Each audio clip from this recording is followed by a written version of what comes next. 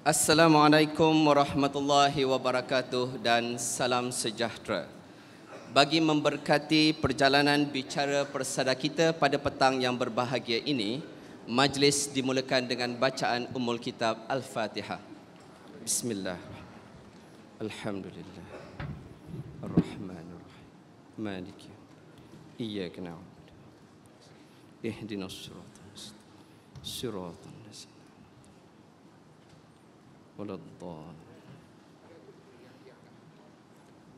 Hadirin sekalian, pada 25 Mac 2015, 2 minggu yang lalu, di pentas bicara persada ini, 3 ahli panel, Ustaz Ahmad Dusuki, Datuk Khairul Anwar merupakan peguam kepada ibu bapa anak-anak di Sweden, bersama Profesor Dr. Zuria Mahmud, telah pun mengupas sebuah bicara iaitu rotan, mendidik atau mendera. Pada hari ini di atas pentas yang sama kita semua akan dapat mendengar kupasan sebuah lagi isu seperti yang tertera di layar iaitu pelaksanaan hudud, peluang dan cabaran. Bicara persada kali ke-19 ini adalah sebuah program yang dibawa dengan kerjasama UKM Pakarunding, Jabatan Chancellery, Fakulti Pengajian Islam, Fakulti Undang-Undang dan Institut Islam Hadari yang akan menyaksikan 3 ahli panel bersama moderator majlis kita yang akan menyentuh berkenaan isu hudud. Hadirin sekalian, saya perkenalkan moderator majlis kita yang juga merupakan moderator bagi beberapa siri bicara melibatkan bicara gelandangan, bicara tragedi MH17 dan bicara rotan. Saya perkenalkan saudara Said Munawar Said Mustar. Bersama kita barisan ahli panel yang terdiri daripada, saya perkenalkan panel pertama kita yang amat berbahagia, Tun Abdul Hamid Muhammad, merupakan Profesor Adjung UKM dan juga mantan Ketua Hakim Negara. Panel seterusnya Ustaz Nasharuddin Mat Isa, merupakan pengerusi Yayasan Nasar. Dan panel ketiga kita, Dr. Muhammad Izhar Arif Muhammad Kasim, merupakan pensyarah daripada Fakulti Pengajian Islam UKM. Hadirin sekalian, marilah sama-sama kita amati apa yang ingin disampaikan, dikongsikan dengan lontaran-lontaran pandangan oleh barisan ahli panel kita semua tanpa melengahkan masa. Dengan segala hormatnya, saya mempersilakan saudara Said Munawar selaku moderator majlis bagi mengendalikan bicara persada ke-19, sebuah tajuk pelaksanaan hudud, peluang dan cabaran. Dipersilakan saudara. Bismillahirrahmanirrahim. Alhamdulillahirabbil alamin wa bihi nasta'in wassalatu wassalamu ala rasulil amin wa ala alihi wasahbihi ajmain. Sidang hadirin sekalian, kita berikan tepukan sekali lagi yang paling gemuruh kepada ketiga-tiga panel pada petang ini. Saya berdoa mudah-mudahan kita akan mendapat suluhan hikmah yang sewajarnya untuk kita memahami dan diberikan keikhlasan dalam kita cuba mencari kefahaman isu berkait dengan hudud yang akan kita bicarakan. Saya kira untuk kita berlaku adil, tadi yang berbahagia Profesor Datuk Dr. Nur Azlan menyebutkan mungkin kita tidak menemukan solusi yang tuntas menjelang pukul 4.30 petang. Sarana kita akan cuba menyelesaikan forum ini menjelang 4.30 petang. Tetapi kita mencari kejernihan, hikmah, kerana saya juga menginsafi akan skala tanggungjawab perbincangan ini. Juga mengambil kira audiens yang datang dari pelbagai kerencaman hasrat. Ya. Kita harus melihat spektrum topik ini. Dia meranjau daripada mereka yang bulat menolak hinggalah kepada mereka yang bulat ingin melaksanakan. Di antara dua ekstrem itu akan ada variation, akan ada variasi harapan dan hasrat yang perlu kita tangani. Dan selain daripada dua jalur antara yang ingin menolak bulat dan ingin menerima hakikat, juga harus kita kotak-kotakkan khalayak yang mungkin kita berhadapan. Adakah kita berhadapan dengan bercakap hanya untuk address Muslim interest semata-mata, ataupun sebenarnya kita juga harus kemudiannya mendepani persepsi yang timbul dalam mata fikiran bukan Islam. Seimbas pandang saya lihat dalam dewan ini mungkin majoriti 95 bahkan mungkin 99% adalah Muslim. Dengan julat variasi yang sebesar itu, apa yang boleh kita tawarkan menjelang 4.30 tentulah suatu yang luar biasa kalau boleh memuaskan hati semua. Tetapi yang lebih penting adalah untuk kita memahami dari mana timbulnya perbincangan tentang ini. Pihak PAS misalnya menghujahkan, polemiknya sudah bermula 20 tahun. Ya, bukan baru sebulan dua. Katanya sudah 20 tahun mereka menghujahkan keperluan ini, dan ini adalah peluang. Justru tajuk petang ini peluang dan cabaran. Tetapi kita juga harus menginsafi bahawa di sepanjang 20 tahun itu, apakah milestone polemik tentang hudud ini? Kerana ada juga kita tahu yang cuba membandingkan antara pengalaman yang cuba ditangani oleh Malaysia berbanding mungkin Pakistan, mungkin Sudan, mungkin Brunei, mungkin Nigeria yang cuba untuk melaksanakannya. Dan ada yang mengatakan konteks perbandingan itu tidak sama kerana melihat komposisi populasi yang sebegini rupa dalam fabrik sosial yang ada, mungkin itu perbandingan yang tidak wajar. Jadi di dalam variasi yang terlalu luas itulah kita ada 3 panel yang akan membicarakan ini. Pastilah yang berbahagia, yang amat berbahagia Tun Abdul Hamid Muhammad, latar belakang sebagai mantan Ketua Hakim Negara, mungkin akan memberikan sosok pandang dalam konteks perlembagaan, ya. Kompatibel tidak kompatibelnya, jika tidak bagaimana. Kemudian Ustaz Nasyaruddin Mak Isa akan memberikan gagasan pemikirannya soal idealisme di sebalik pelaksanaan hudud, dan pastinya Dr. Muhammad Izzah Arif dari Fakulti Pengajian Islam akan memberikan buah fikiran berkait dengan status hudud dalam konteks negara Malaysia ini.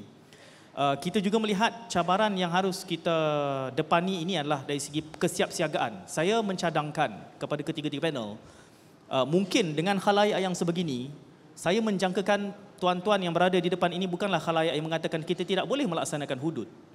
Sebaliknya kita semua menginsafi bahawa ia mesti dilaksanakan. Soalnya bagaimana, apa cabarannya?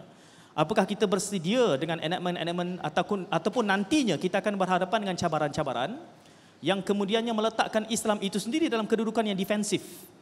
Dan apabila kita defensif, ia menggambarkan bahawa Islam bukanlah solusi yang tuntas. Dan itu lebih sukar nanti. Ada teman-teman yang bertanyakan, walaupun saya bukan pakarnya, dia kata, bagaimana penyaksian bukan Islam di dalam hudud misalnya? Apakah boleh diterima, ditolak? Bagaimana enactment untuk mendukung penyaksian itu? Jadi itu sudah mula menjadi sesuatu yang teknikal. Apakah kita akan menanganinya? Saya memberikan ruang ini kepada ketiga-tiga panel. Sidang hadirin, agak berbeza pendekatan bicara persada pada kali ini. Awal-awal lagi saya mendapat gambaran daripada Yang Amat Berbahagia Tun, beliau memerlukan sedikit masa untuk menjelaskan pendirian beliau. Justru siapalah saya untuk mengatakan tidak. Cumanya saya boleh memberikan maksimum durasi saja, ya, kerana kita ingin meraihkan pandangan tuan-tuan juga yang bersiap sedia untuk bertanyakan soalan. Jadi yang Amat Berbahagia Tun mengatakan saya ada ni perkara besar yang tidak pernah saya bentangkan, perlu dibentangkan di sini di UKM. Justru mungkin Yang Berbahagia Tun 15 minit boleh Tun, ya? Boleh. Jadi terima kasih Tun kerana bersimpati juga dengan saya. Tun kata beliau akan memberikan fokus dalam pusingan yang awal ini tentang perkara-perkara akhir yang sangat penting itu. Jadi mohon saya sediakan ruang ini kepada Tun. 15 minit, silakan Yang Berbahagia Tun. Baik. Kita berikan tepukan sekali lagi kepada Yang Berbahagia Tun. Assalamualaikum warahmatullahi wabarakatuh. Kertas saya ini sebenarnya saya telah bentang pada 1 hari bulan April di Masjid Besi, di mana Fakulti Syariah UKM dan Masjid Besi telah bersama-sama mengadakan satu seminar, dan saya bentangkan kertas ini. Saya telah naik muatkan ke laman web saya www.tunabdulhamid.my. InsyaAllah 18 hari bulan ini ada seorang hamba Allah volunteer nak memperbaiki, tapi kami akan wujudkan lagi satu laman web www.tunabdulhamid.me. Kalau yang tadi ujungnya MYMY, yang ini ME, tapi Tun Abdul Hamid. Kata ni Google Tun Abdul Hamid akan keluar lah. Jadi kalau nak, saya hari ini memang tak sempat untuk nak baca semua. Saya akan ambil sikit-sikit saja. Jadi saya minta tuan-tuan dan puan-puan balik tolong masuk laman web, baca keseluruhannya supaya dapat gambaran sepenuhnya. Baik, pertama sekali saya nak betulkan kesilapfahaman umum. Banyak orang menyangka bahawa Brunei telah pun melaksanakan hukuman hudud? Jawabnya tidak. Brunei hanya baru menggazetkan undang-undangnya tetapi belum dilaksanakan lagi. Malah saya mendapat pengesahan daripada Timbalan Peguam Cara Negaranya. Saya email kepada dia tanya kedudukan sekarang dan jawapan kepada saya ialah bahawa belum dilaksana. Malah katanya kanun acara jenayah syariah yang diperlukan untuk melaksanakannya pun masih dalam perbincangan lagi. Jadi jangan kita terus kata Kelantan dah laksana apa sebab kita tak laksana. Fact kita tu kena betul dulu. Baik tuan-tuan dan puan-puan sekalian, saya hanya akan melihat dari segi perlembagaan dan perundangan. Itu saja. Bukan hukum, itu bukan soal saya. Ya. Bukan polisi, itu dasar kajian. Saya cuma tunjuk dalam kerangka perlembagaan dan undang-undang sekarang. Bagaimana kedudukannya. Dan kalau ada masalah saya akan bagi jalan keluarnya. Kemudian saya akan sebut jalan keluarnya pun dalam kerangka yang ada sekarang memuaskan hati atau tidak. Jadi kita kena mula daripada perlembagaan. Yang kita kena ingat bahawa perlembagaan kita telah membahagikan apa yang kita boleh panggil kesalahan jenayah itu kepada dua. Satu, criminal law. Undang-undang jenayah. Undang-undang jenayah telah ditetapkan oleh perlembagaan jadual pertama, jadual ke-9, senarai pertama, ia terletak di bawah Kerajaan Persekutuan. Criminal law. Dia tak tafsir apa criminal law. Tetapi logiknya, apa yang ada dalam penal code sejak daripada tahun 1936 dan wujud pada masa penggubal-penggubal perlembagaan kita, menggubal perlembagaan kita, semestinya lah criminal law. Kalau itu bukan criminal law, apa lagi? Dan sejak mereka pun yang membicarakan kes jenayah adalah mahkamah sivil, bukan mahkamah syariah. Jadi artinya kalau itu bukan common law, segala pembicaraan yang dijalankan oleh mahkamah sivil semenjak mereka sampai hari ini semua tak sah. Tapi kalau mahkamah sivil tak bercakap, mana nak bercakap? Mahkamah syariah pun tak ada satu negeri pun yang membuat undang-undang mengatakan kesalahan rompak, rogol, mencuri, bunuh orang itu kesalahan di bawah senarai 2. Tak ada siapa buat sebab semua tahu itu tak termasuk di situ. Jadi itu kita kena faham. Jadi masalah timbul sekarang ni apabila kita nak mengenakan hukuman hudud kepada apa yang dipanggil kesalahan jenayah syariah Islam, kesalahan jenayah Islam. Nak sebut di sini, perlembagaan cuma sebut criminal law, undang-undang jenayah. Dia tak sebut Islamic criminal law, tak ada. Itu tak ada dalam perlembagaan. Yang dia bagi kepada negeri untuk membuat undang-undang ialah undang-undang yang berkaitan dengan suruhan agama Islam, precept of Islam, yang dilakukan oleh orang Islam dengan syarat ia tidak termasuk perkara-perkara yang terletak di bawah senarai persekutuan. Artinya apa yang dibenarkan oleh Dewan Undangan Negeri buat ialah kesalahan terhadap precept of Islam yang dilakukan oleh orang Islam dengan syarat, ada syarat lagi. Kesalahan itu bukan kesalahan yang terletak di bawah senarai persekutuan. Jadi kalau Dewan Undangan Negeri nak buat undang-undang, sekarang ni nak mengenakan hukuman hudud. Ada dua perkara di sini. Satu, sebahagian daripada kesalahan-kesalahan hudud itu termasuklah takzir dan qisas. Dan qisas, terima kasih, adalah sebahagian besarnya terletak di bawah bidang kuasa persekutuan. Cuba buka penal code. Kalau pasal causing hurt tu satu chapter penal code. Ya. Kemudian kita ambil hudud lah, senang. Hudud menyebabkan kematian, kita kata bunuh lah. Merompak, merogol, mencuri, semua itu adalah kesalahan yang ada dalam penal code, kesalahan jenayah terletak di bawah bidang kuasa persekutuan. Tapi ada pula macam zina. menuduh orang berzina, meminum minuman yang memabukkan, itu terletak di bawah senarai dua, senarai negeri. Jadi daripada mula pun dah ada dua. Bila kita kerajaan negeri nak buat satu undang, menggabungkan dua-dua ni, masalah dah mula. Kalau persekutuan nak buat macam tu pun akan jadi masalah yang sama. Sebab bidang Dewan Undangan Negeri tak boleh melanggar, tak boleh membuat undang-undang berkenaan perkara yang terletak di bawah senarai persekutuan. Parlimen persekutuan pun tak boleh membuat undang-undang yang perkara itu terletak di bawah senarai negeri. Sama-sama tak boleh. Masing-masing dah ada had. Apa sebab dibuat demikian? Dalam kertas saya ada, balik tolong baca. Baik. Sekarang ni, kalau kita boleh pergi tengok terus kepada enactment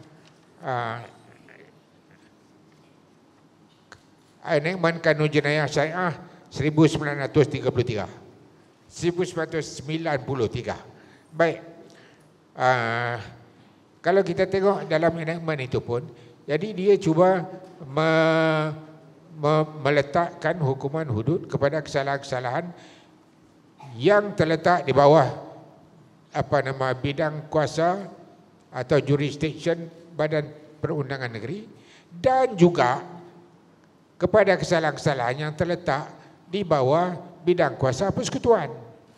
Jadi adalah jelas apabila Dewan Badan Perundangan Negeri cuba membuat undang-undang berkenaan dengan kesalahan yang terletak di bawah bidang kuasa persekutuan, memang tak sah. Kemudian itu satu bab. Lagi satu, mengenai kesalahan-kesalahan yang terletak di bawah bidang kuasa negeri, macam saya kata zina, minuman memabukkan. Baik, kesalahan itu memang terletak di bawah bidang kuasa dia, tapi ada satu halangan. Bukan halangan pelanggaran, halangan undang-undang. Halangan undang-undang persekutuan yang menghadkan hukuman yang boleh diletakkan kepada kesalahan-kesalahan oleh Badan Perundangan Negeri. Maksimum 3 tahun penjara, RM5,000. Jadi kalau kita nak letakkan hukuman yang lebih daripada itu, termasuk rejam lah apa, memang dah bercanggah. Pun bercanggah juga, tak sah juga.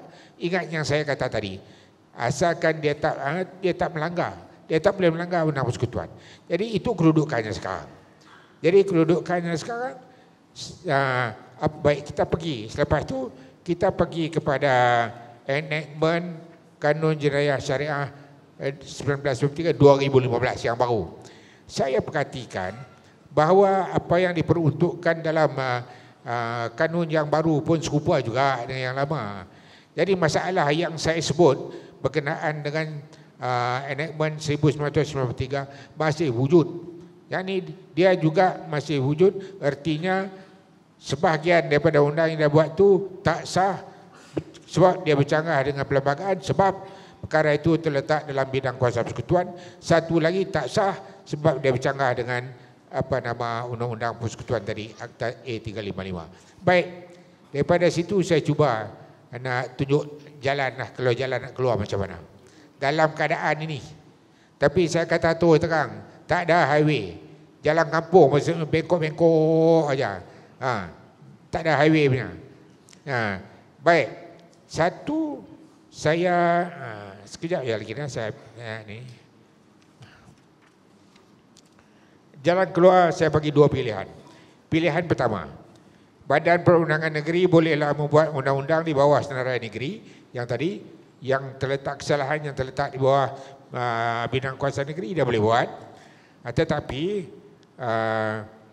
dia kenalah terlebih dulu ya mendapat persetujuan daripada Kerajaan Persekutuan untuk meminda Akta Mahkamah Syariah bidang kuasa Jenayah 1955-65 untuk membolehkan Badan Perundangan Negeri membuat undang-undang mengenakan kesalahan hudud. Yang ini yang saya katakan tadi, kesalahan itu terletak di bawah Badan Perundangan Negeri, tapi hukumannya tak boleh sebab nak lebih daripada apa yang dihadkan. Jadi untuk bahagian itu, zina apa semua itu, Kerajaan Negeri bolehlah pertama dapatkan persetujuan Kerajaan Persekutuan minta parlimen, buat parlimen pindahkan dulu Akta A355 tu untuk membolehkan hukuman hudud tu dikenakan, lepas tu baru boleh buat. Macam mana kalau kita buat undang-undang dulu baru nak minta kelulusan parlimen? Pada saya tak boleh. Sebab pada masa Badan Perubahan Negeri buat apa enactment yang ada ni, dia tak ada bidang kuasa. Dia nak buat dulu, lepas tu baru nak minta bidang kuasa. Saya bagi misalnya macam ni, qadi tak boleh nikahkan seorang perempuan melainkan dia telah mendapat izin daripada wali. Boleh tak qadi nikahkan dulu kemudian baru minta izin daripada wali? Boleh tak? Saya bukan orang syariah. Tuan-tuan tolong jawab. Itu pilihan 1A. Kemudian pilihan 1B, okey, di samping melakukan pilihan pertama, yakni bagi kes yang terletak di bawah bidang kuasa negeri, bagi kesalahan yang terletak di bawah bidang kuasa persekutuan, macam maaf ya,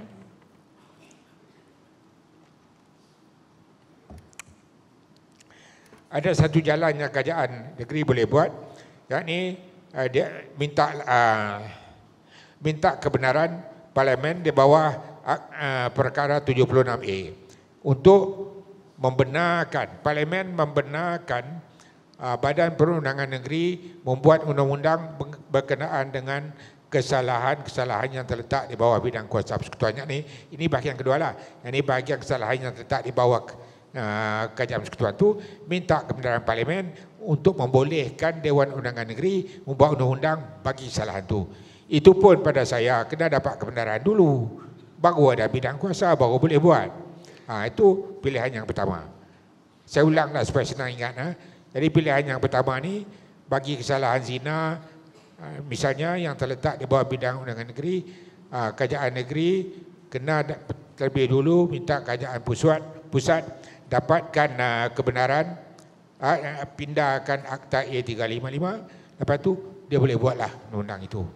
Kemudian bagi kesalahan-kesalahan yang terletak di bawah persekutuan macam bunuh dan sebagainya, kalau nak juga kerajaan negeri kenalah minta kebenaran daripada parlimen, ya, supaya parlimen membenarkan Badan Perundangan Negeri membuat undang-undang berkenaan hal itu. Baik, pilihan kedua. Pilihan kedua yang A itu serupa juga, yang terletak di bawah kerajaan negeri siapa. Tapi yang kedua dia lain sikit. Yang kedua tu dia tak minta kerajaan Badan Perundangan Negeri buat, dia tak minta parlimen bagi kelulusan untuk Badan Perundangan Negeri buat, tapi dia minta kerajaan persekutuan terus meminda penal code, meletakkan hukuman hudud dalam penal code dan jadi undang-undang persekutuan. Boleh.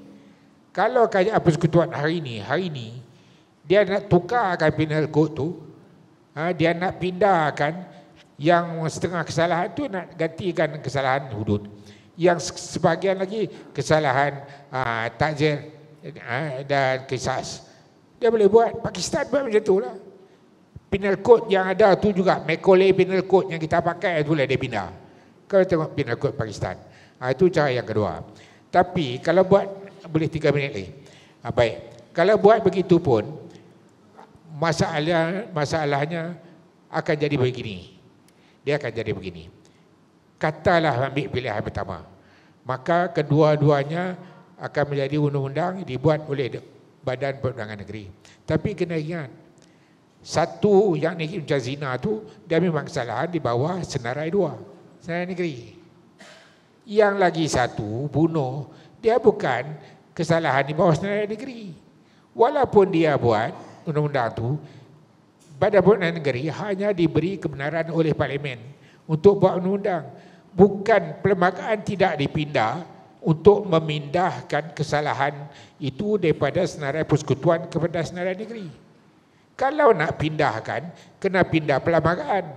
Nak pindah perlembagaan, kena ada 2/3.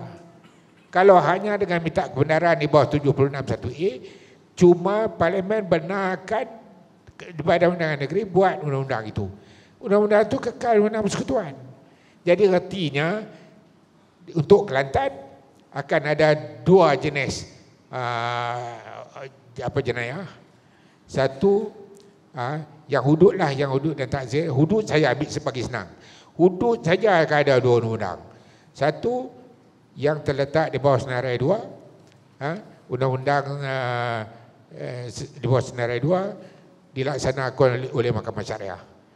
Sebab dia terletak bawah senarai 2. Yang lagi satu macam bunuh semua tu, walaupun dia dibuat oleh Badan Perundangan Negeri, dia kekal sebagai undang-undang persekutuan, dilaksanakan oleh Mahkamah Sivil. Nak agak macam tu. Berserabut lah.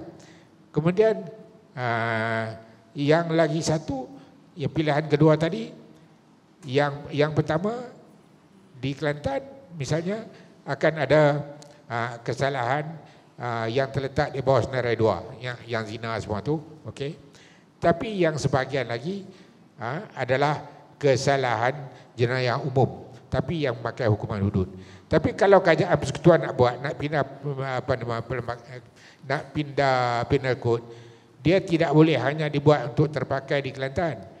Dia kalau nak buat, dia terpakai semua untuk orang awam. Dan lagi satu masalah, kalau dia buat macam tu, dia tak boleh kata hanya akan terpakai kepada orang Islam. Sebab undang-undang jenayah adalah undang-undang umum, bukan undang-undang peribadi. Jadi, kalau dia cuma buat penal code, dia pindah penal code, dia kata hanya terpakai kepada orang Islam, itu tak sah. Artikel 8, discrimination on ground of religion only. Jadi saya kata memang tak ada highway lah. Dalam keadaan sekarang memang berserabut. Tapi saya nak close, kita jangan salahkan perlembagaan. Perlembagaan tak investigate semua ni. Perlembagaan bagi daripada awal-awal. Jenayah, persekutuan, kesalahan terhadap principles of Islam, negeri. Yang jadi masalah bila negeri nak ambil bidang kuasa persekutuan. Itu yang jadi masalah. Dan kalau persekutuan nak ambil bidang kuasa negeri pun akan jadi masalah juga. Jadi saya tunjuk apa yang ada pada hari ini dalam kerangka hari ini. Nak buat tak buat itu saya tak mau jawab. Itu masing-masing punya pendapat. fikir sendiri. Terima kasih banyak-banyak. Terima kasih. Minta maaf. Saya kagum kerana kertas yang dibentangkan 1 jam tu boleh dirumuskan dalam 15 minit. 15 ke tadi? Lebih sikit lah Tun. Saya bagi konsesi sikit lah. Tak ada highway tadi kan, saya bagi konsesi masa sikit. Dan saya kagum sebab 15 minit tu saya boleh faham. Siapa yang tak faham? Faham lah. Maknanya Tun ada kekuatan artikulasi yang luar biasa tu. Saya minor aja dalam syariah, itu pun syariah, bukan sipil. Saya boleh faham apa yang Tun cakap. Cuma menariknya kerana Tun memberikan kerangka cabaran dan dia memberikan solusi. Jadi kalaulah kita bersemangat masih ingin melaksanakannya, kita harus secara realistik melihat solusi yang ditawarkan oleh Tun. Tetapi itu hanya semata-mata dalam konteks perundangannya. Kerana cabaran sebelum dia menjadi satu solusi yang tuntas, kita ada hurdle yang perlu kita murnikan. Polemiknya dengan bukan Islamnya, politiknya. Jadi saya mencarilah di antara tiga-tiga ni siapa agaknya yang boleh bagi neraca politik sikit. Ni kok Ustaz Nasar adalah sikit-sikit pengalaman politik tu kan. Bolehlah sikit bagi bolehlah bagi suluhan sikit. Realistik tidak pelaksanaannya, tetapi dari segi falsafah pelaksanaan itu juga, kerana saya difahamkan Ustaz sebut tadi, kita selalu terperangkap dengan soal boleh tidaknya. Tetapi kita tidak pernah cuba menghayati soal falsafah undang-undang itu sendiri. Silakan Ustaz Nasaruddin. Kita berikan tepukan kepada Ustaz Nasar. Bismillahirrahmanirrahim. Assalamualaikum warahmatullahi wabarakatuh. Saya berhenti ataupun saya akan ambil apa yang ingin saya sampaikan ini di mana Tun berhenti sebentar tadi, bab serabut. Tak ada highway, jalan kampung, memang serabut Tun. Cuma persoalan yang ingin saya lontarkan dia adalah siapa yang buat jadi serabut ni? Kerana saya melihat kalimat hudud ini adalah antara kalimat-kalimat dalam konteks mutaakhir zaman kita ni yang diserabutkan oleh kita sebagai orang Islam dan juga oleh mungkin memang dirancangkan untuk diserabutkan pahaman terhadap kalimat hudud ini. Saya daripada kalimat hudud seperti mana yang kita sedia maklum, kalimat jihad diserabutkan. Jihad diambil dalam konteks qital, bunuh saja, padahal makna jihad itu luas. Ibadah contohnya dilimitkan pahamannya hanya kepada solat, ambil wuduk, haji, umrah, zakat. Padahal kita hadir dalam majlis kita ini sekarang pada petang ini pun adalah beribadat.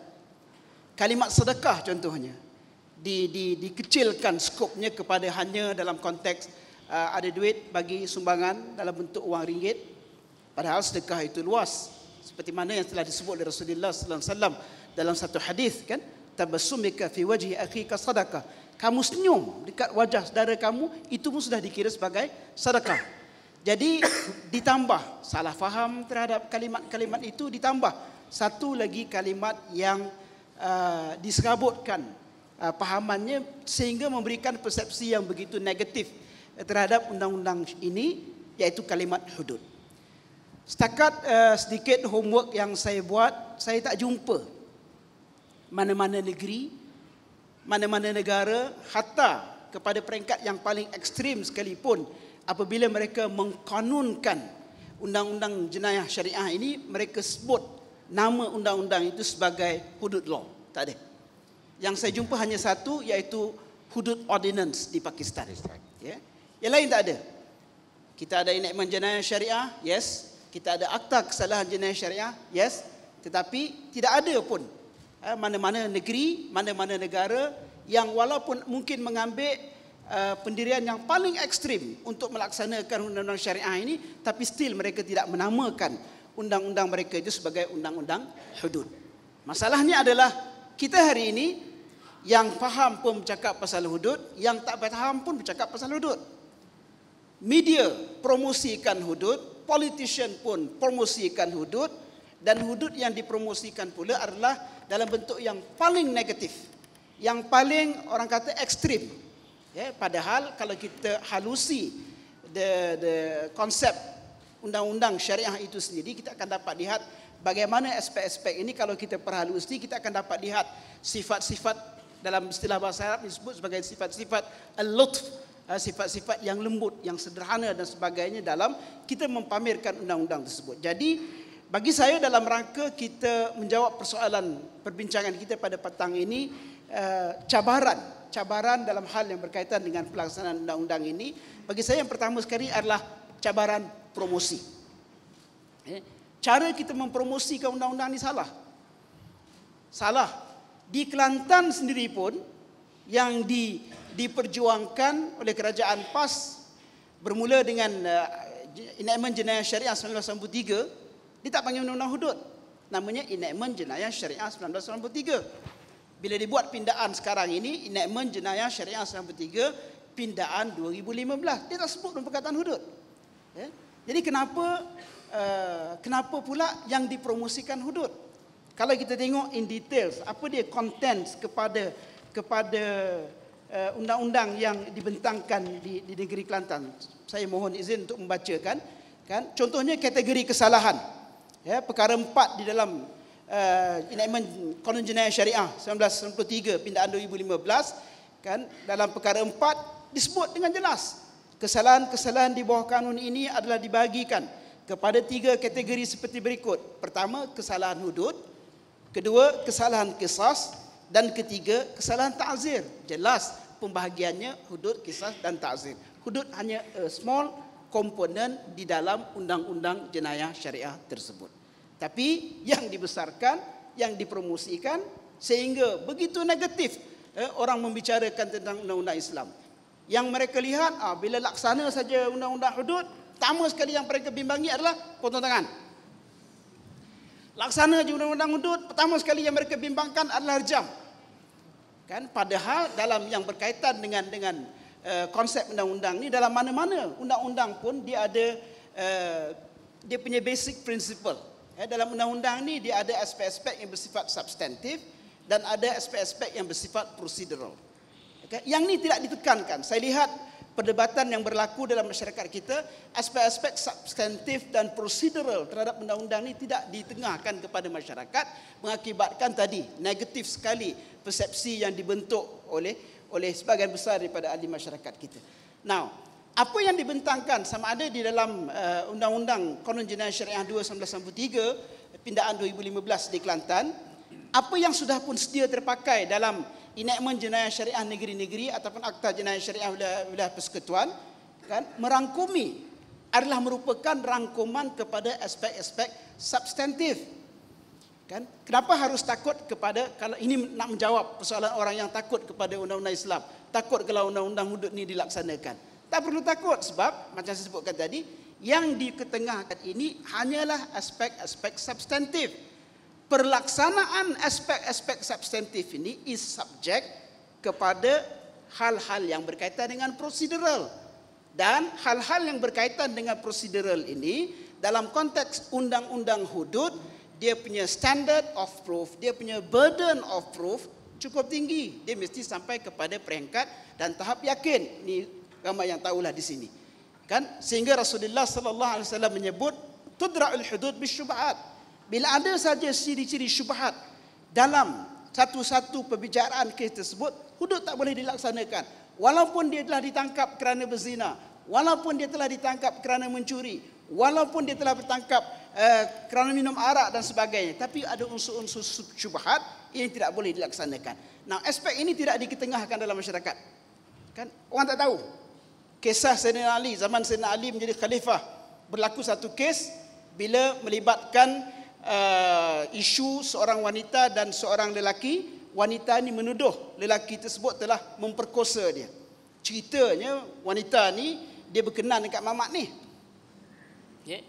Berkenan, SMS tak jawab, WhatsApp tak jawab, email tak jawab. Zaman Sayyidina Ali lah WhatsApp cara dia. Kan? Bila tak jawab, dia create an issue. Macam mana cara dia create an issue?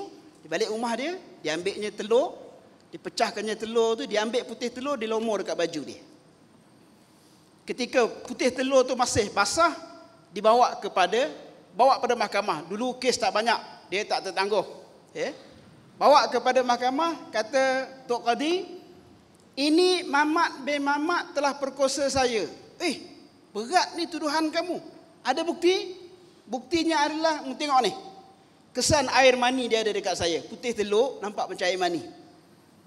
Sayyidina Ali kata, tangkap. Keluar arahan. Pun macam saya sebut tadi, kes tak banyak. Tangkap, tapi tangkap pun okey. Nak dilaksanakan hukuman ke atas dia. Ada tuduhan, ada bukti. Tapi bukti ni belum masuk lagi prosedural ni. Ada tangkapan, ada tuduhan, ada bukti. Cukup ataupun tidak bukti ni, ini di sinilah kita akan lihat keindahan syariat Islam, kehebatan qadi yang bernama Sayyidina Ali, bukan qadi yang bernama Qadi Iyad, qadi lah yang itu yang membicarakan kes ini. Bila dibawa kes ni ke mahkamah ataupun ke dalam pembicaraan aspek prosedural tadi, bila ditanya, qadi bertanya kepada orang yang membela kes tersebut, anak guam kamu ini ada tak bahan bukti yang dia bawa untuk mensabitkan kesalahan orang yang dia tuduh? Dia kata ada. Apa bahan buktinya? Itu kesan, dah kering dah lah. Ada kesan air mani pada pakaian yang dia pakai. Okey, kawan sekalian, sebelum hakim menjatuhkan hukuman, dia nak confirm bahawa itu benar air mani, maka dia menggunakan kaedah expert opinion ni, nasihat kepakaran, orang yang pakar dalam bidang tersebut. Kebetulan si qadi itu pun dia pakar. Dia mudah saja nak proof benda itu betul ke tidak air mani. Dia kata bawa mari air panas cerik, nak confirm betul ke tidak air mani. Bawa mari air panas, curah dekat tumpuk. Cerita buat tumpuk ni memang suka ni, kan?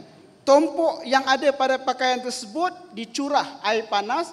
Tuan-tuan pun tahu air panas bila kena telur, dia jadi telur rebus. Qadi kata ini bukan air mani, ini telur. Akhirnya perempuan itu mengaku. Nah, ini aspek prosedural. Aspek ini tidak diterangkan, tidak diketengahkan kepada masyarakat sehingga timbul sikap yang begitu negatif. Saya bersetuju dengan apa yang disebut Letun tadi.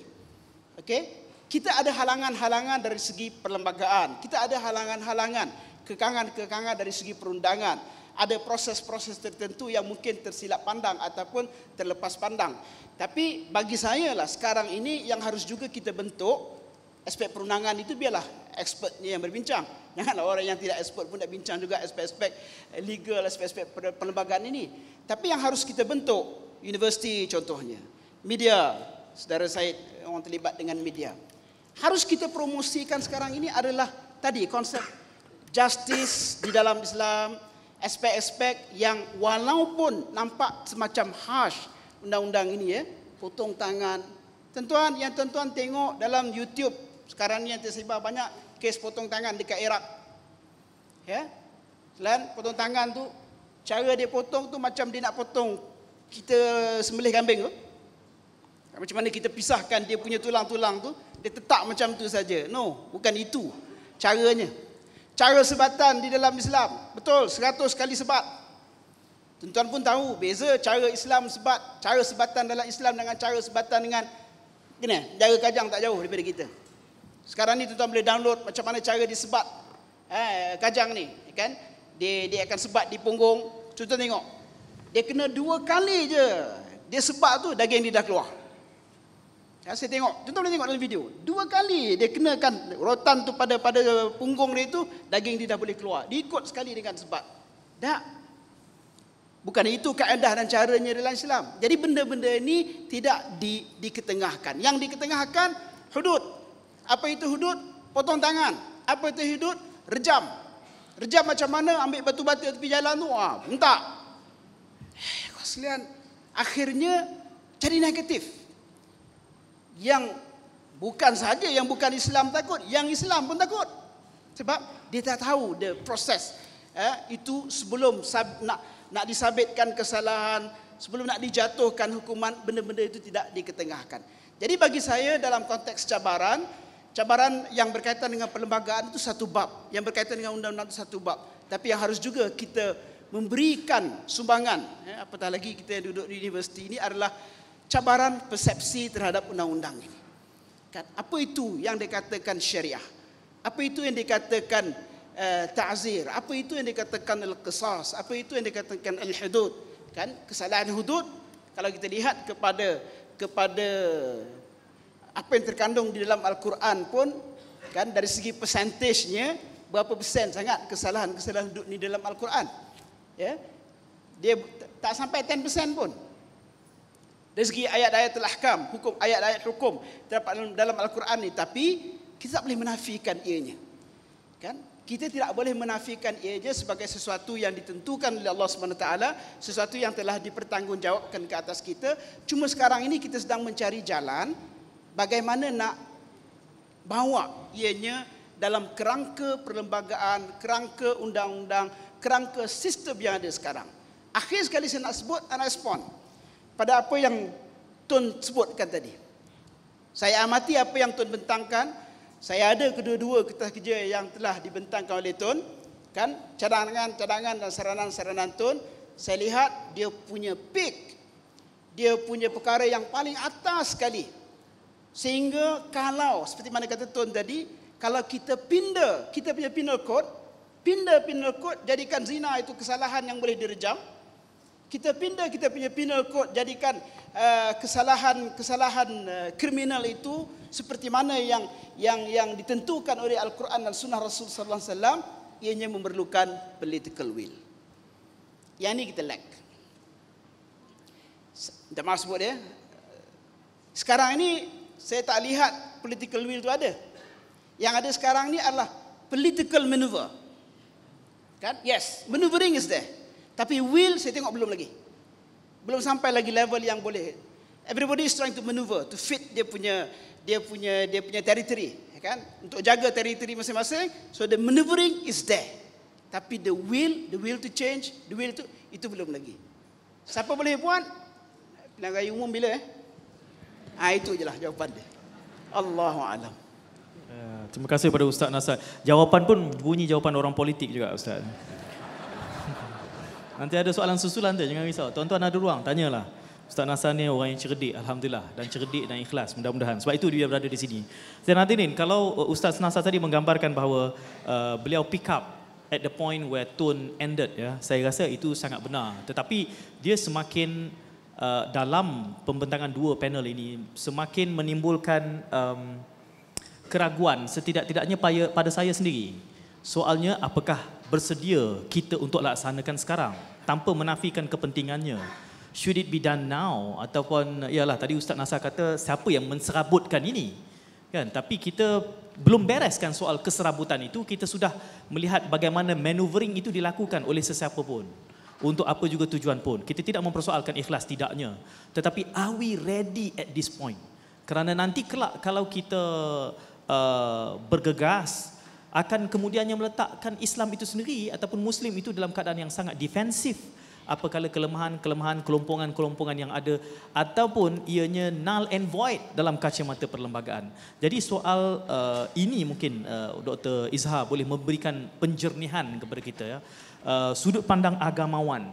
Soal yang ramai orang menggunakan adalah teguran mengatakan even Presiden PAS sendiri menyebut kita mudah menggunakan fiqhul aulawiyat, fiqhul muwazanat, ya, maslahah sebagai alasan-alasan untuk menafikan. Tetapi dengan dua pembentangan itu tadi sudah menimbulkan setidak-tidaknya pada peringkat saya peribadi soal are we ready to push this through at this point of time. Minta Ustaz Dr. Izhar menjernihkan. Silakan. Kita berikan tepukan kepada Ustaz Dr. Izhar. Bismillahirrahmanirrahim. Alhamdulillah wassalatu wassalamu ala Rasulillah wa ala alihi wa sahbihi wa man walah. Rabbi shrah li sadri wa yassir li amri wahlul 'uqdatam min lisani yafqahu qawli, amma ba'd. Yang saya hormati Tuan Said, dua orang sahabat panel, Tun dan juga Ustaz Nasar, muslimin muslimat yang dikasihi sekalian. Pertama sekali kita kena faham bahawa Islam itu suatu agama yang cukup cantik.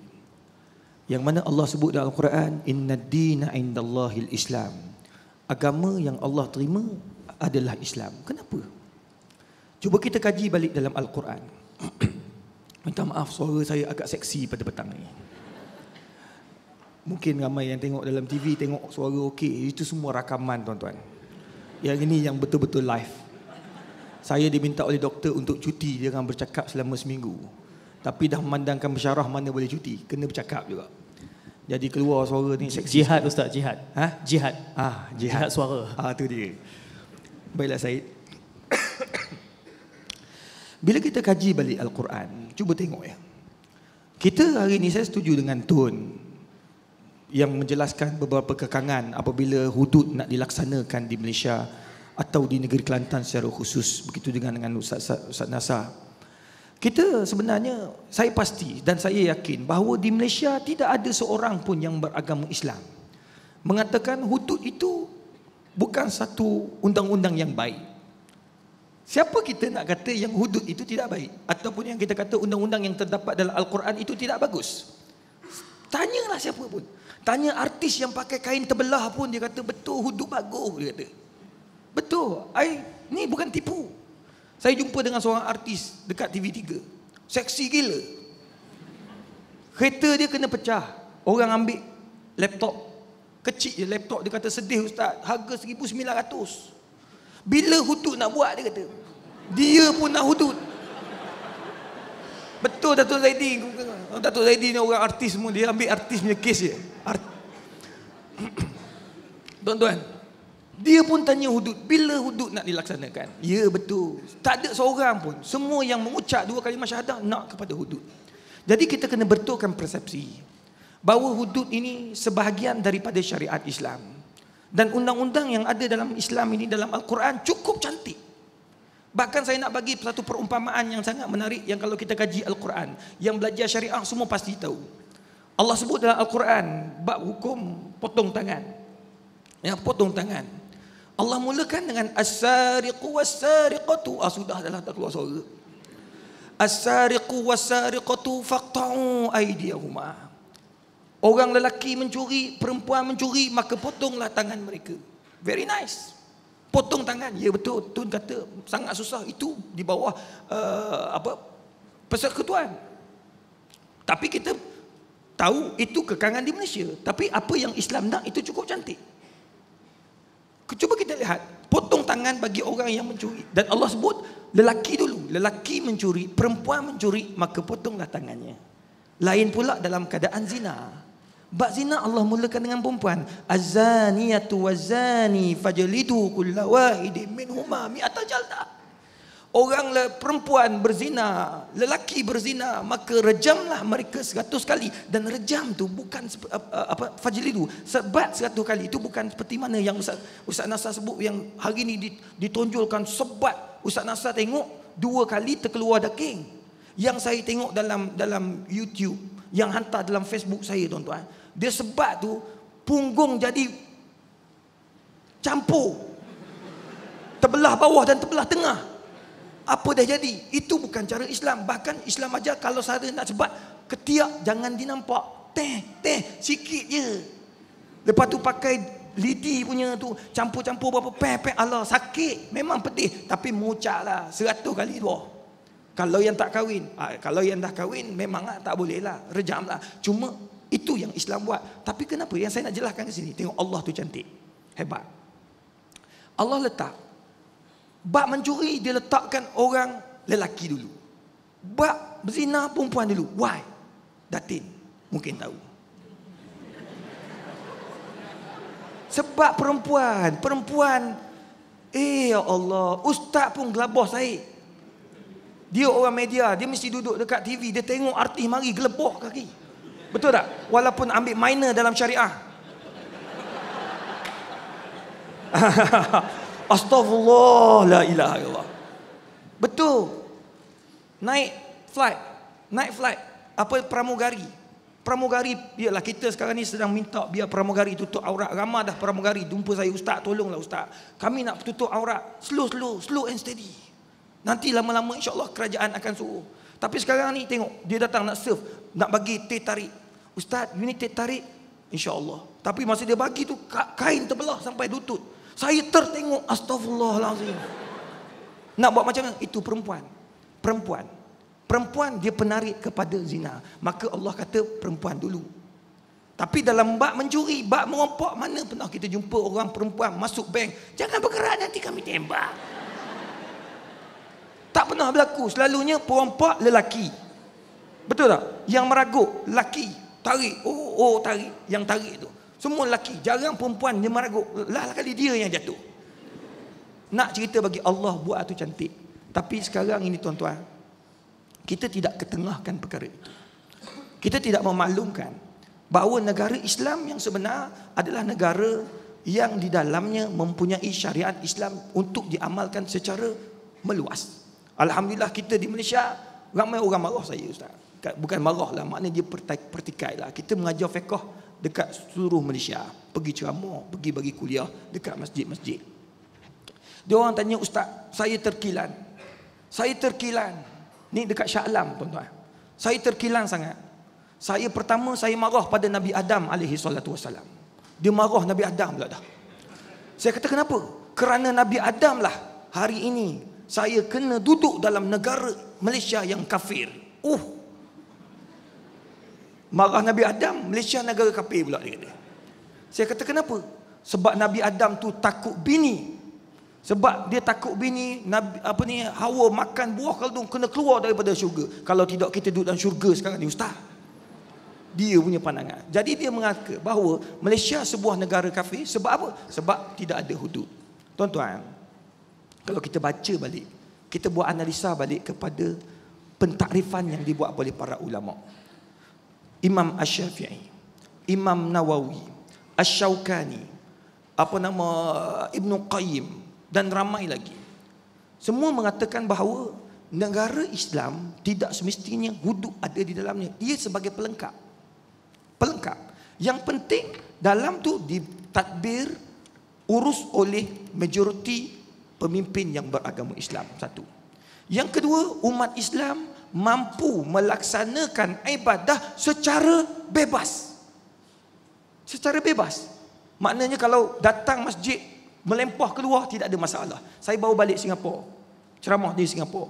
Tuan-tuan, di Singapura azan tak boleh keluar daripada, suara tak boleh keluar daripada masjid. Kalau keluar masjid boleh kena saman. Kalau ceramah yang berskala besar kena buat di stadium, tak boleh buat di masjid. Sebab kalau kereta parking di luar mengganggu lalu lintas, kena saman lagi. Jadi kita alhamdulillah tuan-tuan, sampai tutup blok jalan apa tak ada masalah. Yang penting ia boleh dilakukan dengan baik.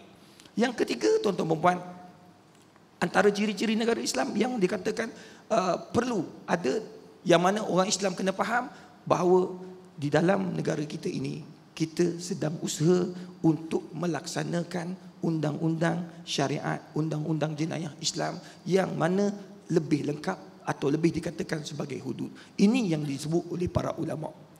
Jadi oleh kerana itulah tuan-tuan dan puan, saya merasakan bahawa hari ini kita kena melihat positif, bahawa kena beriman bahawa hudud itu penyelesai kepada permasalahan. Cuma kita kena mentadbir urus dengan betul.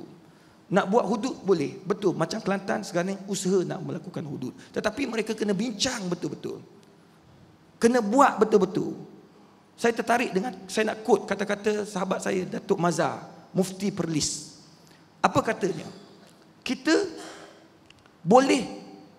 tidak boleh menghukum ataupun kita mempertikaikan ibadah haji. Tetapi kita boleh pertikai tabung haji. Betul tak? Haji, haji ni tak boleh lah, kenapalah nak kena duduk kat Muzdalifah. Nonsense duduk kat Muzdalifah ni. Betul ada. Kita duduk bawa haji. Tuan-tuan kutip tu kata, oi come on lah, batu ni pun nak kutip. I ambil tai kambing. Ada yang marah kat situ tuan-tuan. Nonsense. Nak pertikaikan ibadah haji tak boleh. Tapi nak pertikai tabung haji boleh. Jadi samalah juga. Hudud tak boleh dipertikai. Jangan kata Allah kalau potong tangan nanti habis orang Islam, orang Malaysia kita tak ada tangan. Masuk UKM kenapa tangan tak ada, kena curi dulu ya. Tak ada, bukan. Kita tak pertikai undang-undang. Tetapi kita nak mempertikaikan bagaimana how tu. Macam mana awak nak buat undang-undang tu. Macam Tun. Kena bincanglah dengan Tun. Ajak semua pakar-pakar undang-undang. Sama ada daripada civil, mahkamah syariah, qadi-qadi, mufti-mufti untuk bincang. Ini kadang-kadang bila kita tanya mufti pun kata, sorry lah, luar daripada bidang kuasa. Kita tak nak. Kita nak kalau boleh biar bercakap. Sampaikan. Ustaz-ustaz yang ada, tolong sampaikan. Ulama-ulama yang ada, tolong sampaikan. Agar masyarakat faham bahawa kita nak melaksanakan hudud, tetapi hudud yang begitu baik, yang tidak ada cacat cela, yang tidak menampakkan yang Islam itu tidak relevan. Wallahu a'lam bishawab. Terima kasih saya ucapkan kepada Dr. Muhammad Izhar. Yang saya tidak menemukan pada pusingan ini, tuan-tuan boleh saja bertanya soalan selepas ini. Yang saya tak temukan adalah hakikat bahawa ia sudah tiba ke peringkat ini dalam konteks Malaysia ya. Seperti saya mulakan tadi bahawa PAS mengatakan bahawa zaman untuk kita educate ataupun era untuk kita mempolemikkan, menjernihkan sudah 20 tahun berlalu. Now we should move on. Building blocknya adalah peringkat yang kedua. Dia kena ada pragmatism, kena nampak, dizahirkan niat itu, tidak lagi terhalang dengan apapun alasan. Tetapi ketiga-tiga panel menggambarkan cabaran-cabaran yang ada. Setidaknya Dr. Izhar juga menyebut soal bagaimana kita memurnikan kefahaman termasuk dalam kalangan orang Islam sendiri. Tapi kita sudah tiba ke peringkat ini. Dan kelihatannya pada peringkat ini pun ada perkara-perkara yang sangat asasi tidak beres. Adakah kerajaan negeri Kelantan tidak consult pakar-pakar? Itu saya tak tahu. Saya harap ada wakilnya, kalau ada boleh jawab, saya tak pasti. Apakah tidak menjangkakan elemen-elemen asas perundangan yang digambarkan oleh Tun? Apakah mereka juga sudah mempertimbangkan solusi-solusi yang ditawarkan oleh Tun seketika tadi? Silakan Cik Muhammad. Tak apa. Silakan. Saya daripada Fakulti Sains dan Teknologi bidang fizik ya. Hudud ni memang tak tahulah ya. Terima kasih UKM kerana atur ni. Tahniah UKM ya. Cuma ada disebut oleh yang berbahagia Ustaz Nasaruddin tadi. Dia kata tak ada political will. Ya, pada pemimpin ke pada rakyat? Itu soalan saya. Pada saya tak nampak political will itu tak ada. Pada saya ada. Cuma dia mungkin pada gear 5, bukan pada gear 5 lah, dia gear 1 baru. Sebab apa saya kata begitu? Sebab seperti yang disebut oleh Ustaz tadi daripada UKM, setiap orang di Malaysia ni bila sebut hudud, dia nak hudud. Ya, dia nak hudud. Ini satu manifestasi bahawa pada rakyat ada political will. Ya, parti yang sebagai contohnya mempromosikan hudud mendapat sokongan yang begitu hebat. Contohnya di Pantai Timur. Saya rasa political will pada rakyat ada. Hebat saya rasa. Cukup hebat. Ya, bukan saja maneuvering, ya. Itu pandangan saya ya untuk panel ustaz. Dan satu lagi dia suka hudud tu kerana dia faham ke kerana dia ikut-ikut je? Saya nampak kita di Malaysia ni tak semestinya kita faham, kita ikut, kita percaya kepada perkara tu tanpa kita faham. Ya. Contohnya, kalau dulu di universiti contohnya, berapa orang yang pakai tudung? Sekarang ni hampir 100% wanita cantik Islam ni pakai tudung. Dia faham ke tak faham? Saya rasa dia tak faham. Kalau saya tanya, berapa orang yang tahu ayat Quran, ayat nombor berapa yang berkait dengan tudung? Siapa yang tahu? Seorang pun tak tahu saya rasa ni. Ada yang tahu tak? Pensyarah pun ada yang tak tahu tak? Tapi dia buat. Dia tak tahu. Dia ikut je walaupun dia tak faham. Jadi ini satu rahmat di Malaysia. Walaupun dia tak faham pasal hudud, dia sokong juga. Dan sebab itulah saya percaya political will tu ada. Cuma kalau kereta dia ada gear 5, dia ada pada gear 1. Bukan kosong. Itu pandangan saya. Terima kasih. Terima kasih Encik Muhammad. Silakan Tuan. Assalamualaikum warahmatullahi wabarakatuh. Para panelis yang dirahmati Allah. Saya ingin bagikan dua perkara tentang hudud ini. Kerana saya kenalkan diri saya Muhammad Zaini Muhammad Zain, seorang pengamal undang-undang syariah ataupun peguam syar'i di Malaysia. Bagi saya sebagai pengamal undang-undang syariah, kita memang mengharapkan undang-undang jenayah Islam ini dilaksanakan sepenuhnya. Tapi sebagaimana yang kita faham juga bahawa undang-undang syariah ini bukan hudud saja. Yang mana sekarang ini pun kita telah melaksanakan undang-undang syariah, tetapi dalam bentuk ta'zir. Ya, kita ada 3 lapis ya, ataupun 3 perkara yang kita perlu tahu, iaitu undang-undang hudud, qisas dan juga ta'zir. Yang kita tak dapat nak melaksanakan qisas dan juga hudud itu adalah kerana kekangan. Jadi saya tidak faham masyarakat mengatakan bahawa kerajaan Malaysia ataupun kerajaan Barisan Nasional tak mahu hudud ataupun tak mahu qisas. Kekangan. Saya sebagai pengamal undang-undang sendiri, saya melihat apa yang Tuan bentang tadi adalah cukup benar. Tetapi jarang dapat difahami oleh masyarakat awam. Kerana apa? Kerana isu hudud ini dipolitikkan. Bukan masalah political will. Kalau sempurna soal kekangan tadi, political will tu datang macam tu saja. Boleh laksanakan. Hari ini saya katakan, saya bukan nak cerita pasal politik, tapi saya terpaksa apabila membincangkan tentang hudud ini. Hari inilah kalau kerajaan PR memerintah, saya berani katakan bahawa hudud tetap tidak akan dapat dilaksanakan. Kerana suasana kekangan itu belum diselesaikan. Masalah fundamental itu belum diselesaikan lagi. Bagaimana nak meminda undang-undang kalau katakanlah hari ini yang berhormat Tuan Guru Haji Hadi ya, membentangkan cadangan pembinaan Akta 355 di Parlimen. Ia tidak menyelesaikan masalah. Kerana sebagaimana Tun katakan tadi, ia tidak boleh membawa keseluruhan undang-undang hudud dan juga qisas ke negeri. Kerana kita mempunyai asas perlembagaan yang jelas. Pemisahan di antara bidang kuasa persekutuan dengan bidang kuasa negeri. Jadual ke-9 senarai 2 senarai negeri dan jadual ke-9 senarai 1 senarai persekutuan itu adalah jelas. Kalau lulus sekali pembinaan yang dibuat oleh Yang Berhormat Tuan Guru Haji Hadi, ianya tidak boleh juga dilaksanakan di negeri Kelantan keseluruhan undang-undang hudud itu. Kerana dia melibatkan soal pencurian, soal curi, sariqah. Dan juga soal yang termasuk dalam undang-undang jenayah umum. Yang boleh dilaksanakan adalah tentang bidang kuasa yang berkait dengan hal ehwal orang Islam saja. Seperti minum arak, zina, tuduhan berzina. Ya. Manakala yang lain-lain tak boleh, bunuh pun tak boleh. Jadi itu tidak menyelesaikan masalah. Dia hanya pergi separuh saja dan dia akan balik kepada asal. Jadi soal membincangkan tentang undang-undang hudud ini sendiri, sebenarnya kita perlu realistik. Dan kita tidak boleh mempolitikkan isu ini. Dan mana-mana parti pun tidak boleh survive di atas isu hudud ini.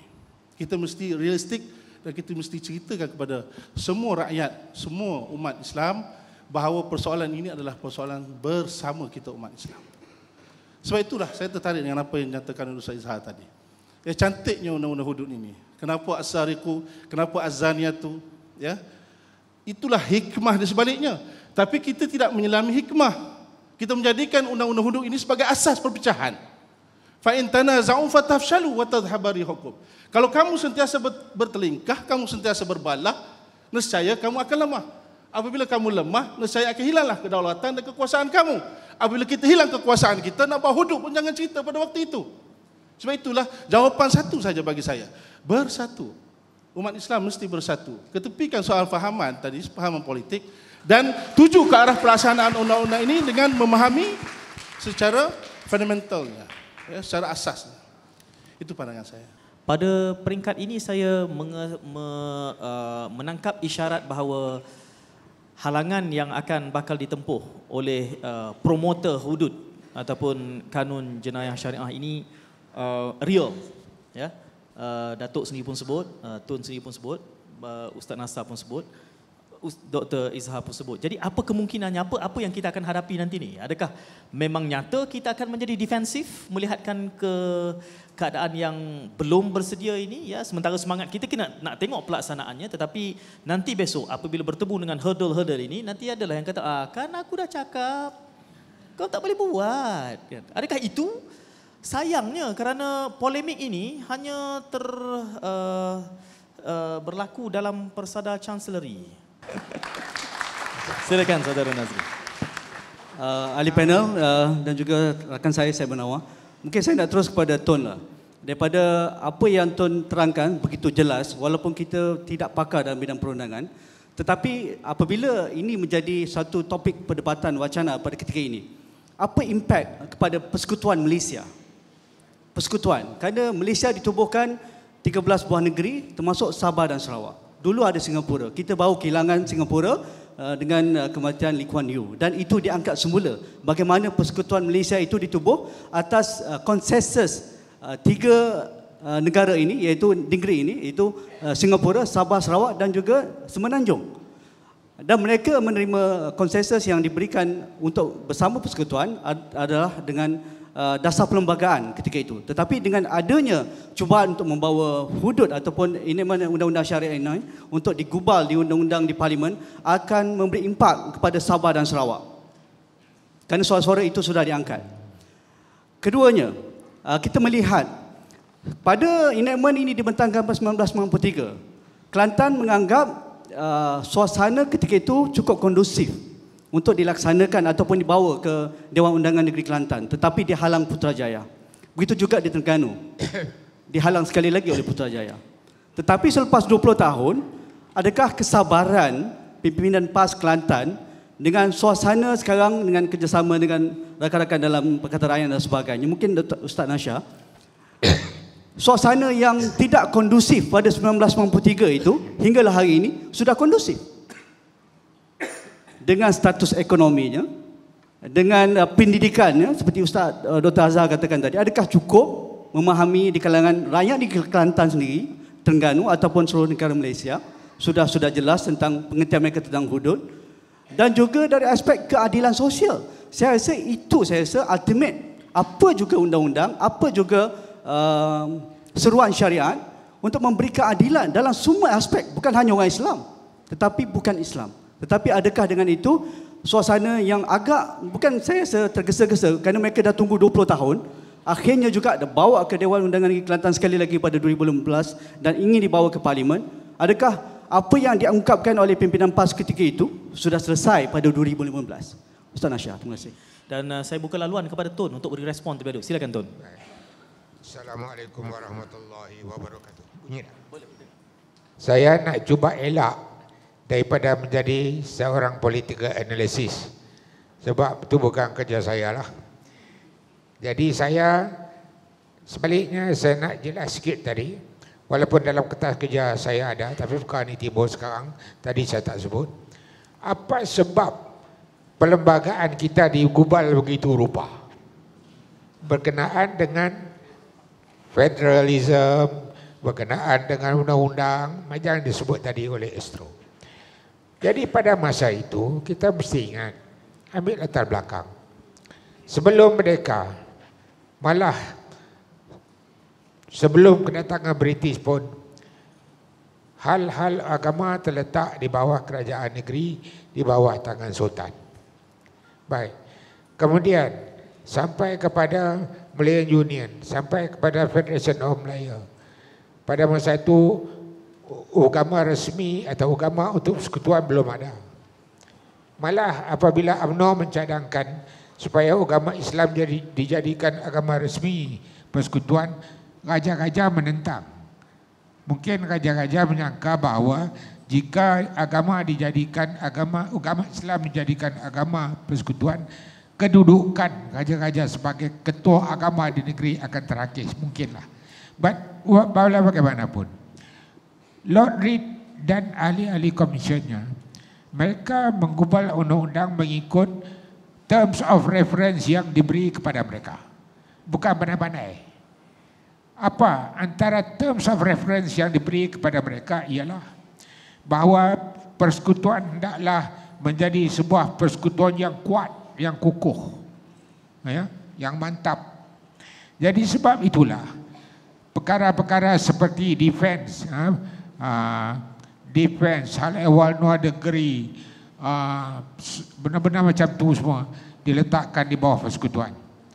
Mengenai undang-undang yang berkaitan dengan keselamatan negara, ketenteraman negara, khususnya undang-undang jenayah, diletakkan di bawah persekutuan yang merangkumi semua negeri dalam Malaysia, yang disokong pula oleh Jabatan Polis, Jabatan Penjara, Mahkamah Sivil, masing-masing ada bidang kuasa untuk seluruh negara.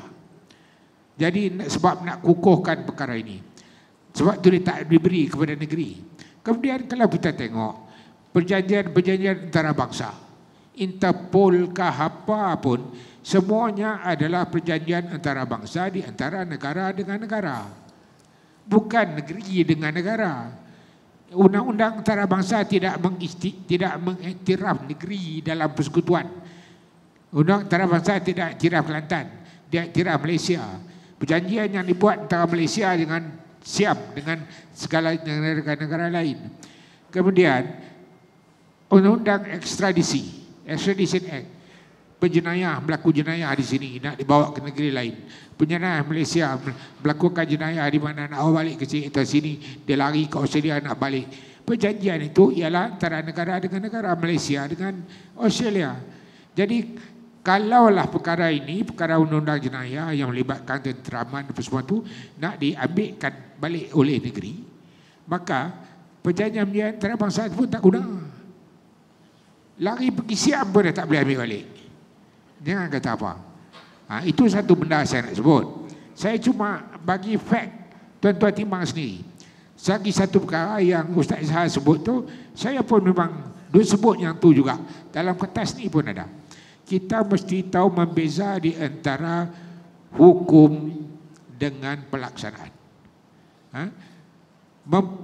Mempersoalkan pelaksanaan atau membincang mengenai pelaksanaan atau membangkitkan isu-isu yang perlu dipertimbangkan dalam pelaksanaan, bukan menentang hukum. Saya bagi misalan, betul tak betul tuan-tuan fikirlah, kalau tak betul pun beritahu pada saya. Saya ambil misalan Khalifah Umar Ibn Khattab, ya, pada musim kelaparan beliau pernah menggantungkan pelaksanaan hukuman potong tangan terhadap mencuri. Ya, itu dilakukan oleh beliau. Tak siapa kata Umar Ibn Khattab menentang hukum Allah. Tak ada siapa cakap pun. Dia bukan menentang hukum Allah. Pada saya kita boleh bezakan yang ni beliau berpendapat pada masa itu, dalam keadaan itu, kalau dilaksanakan juga hukuman itu, mungkin boleh akan menyebabkan ketidakadilan. Jadi oleh sebab itu digantungkan. Dan misalan yang serupa pun telah berlaku di zaman ini di Pakistan. Tahun 1997, Pakistan membuat hudud ordinance yang disebut oleh Ustaz Nasruddin tadi. Jadi di antara kesalahan-kesalahan dalam hudud ordinance itu ialah rogol. Ya. Tetapi berlaku keadaan di mana seorang perempuan, bukan seorang, banyaklah, dikatakan sampai 1,500. Tapi apabila seorang perempuan dirogol, mengandung, kemudian beliau dikata, kamu telah berzina. Kalau tidak, macam mana anak mengandung? Dia kata, tak, aku dirogol. Kalau kamu kata kamu rogol, kamu kemukakan 4 saksi. Tak boleh kemukakan 4 saksi. Kemudian beliau dihukum kena zina. Jadi artinya timbul keadaan di mana perempuan yang dirogol tak dapat buktikan dia dirogol, maka dia dihukum kena zina. Maka berlakulah tunjuk perasaan setiap hari. Maka sampai kepada tahun 2006, yakni semasa pemerintahan Nawaz Sharif, Undang-Undang Hudud Ordinance dipindahkan semula, dan kesalahan rogol tu dimasukkan balik ke dalam Penal Code dan dibicarakan oleh Mahkamah Sivil balik. Jadi artinya apa yang dilakukan di situ ialah melihatkan keadaan itu berlaku, maka untuk mengelak ketidakadilan, maka dia dikeluarkan. Ini semua saya dapat daripada Profesor Anwarul Haq. Profesor Anwarul Haq digaji atau employed by Brunei selama lebih dari 30 tahun untuk menggubal undang-undang hudud Brunei itu. Dan saya telah dijemput untuk duduk dalam jawatan kuasa itu selama lebih kurang 2 tahun. Jadi saya pergi balik jugalah. Jadi ini saya sendiri dengar daripada mulut dia sendiri apa yang berlaku di sana. Jadi saya setuju, kita kena tahu bezakan. Jadi soalnya apabila kita hendak laksanakan, maka timbullah persoalan-persoalan tadi. Bagaimana kita nak manage perception, bagaimana kita nak bagi orang faham, bagaimana macam-macamlah soal yang timbul. Dan banyak perkara yang perlu dipertimbangkan oleh pemerintah.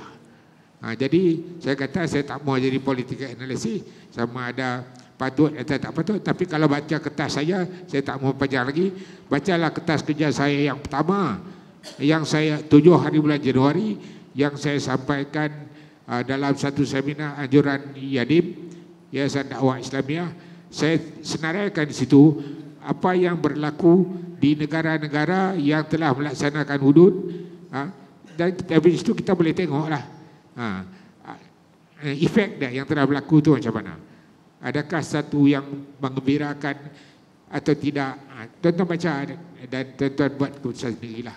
Baik, terima kasih. Tuan Ustaz Nasha memberikan respons kepada pandangan-pandangan awal. Saya ada 3 respon nak saya berikan. Pertamanya apa yang disebut oleh Cik Muhammad tadi.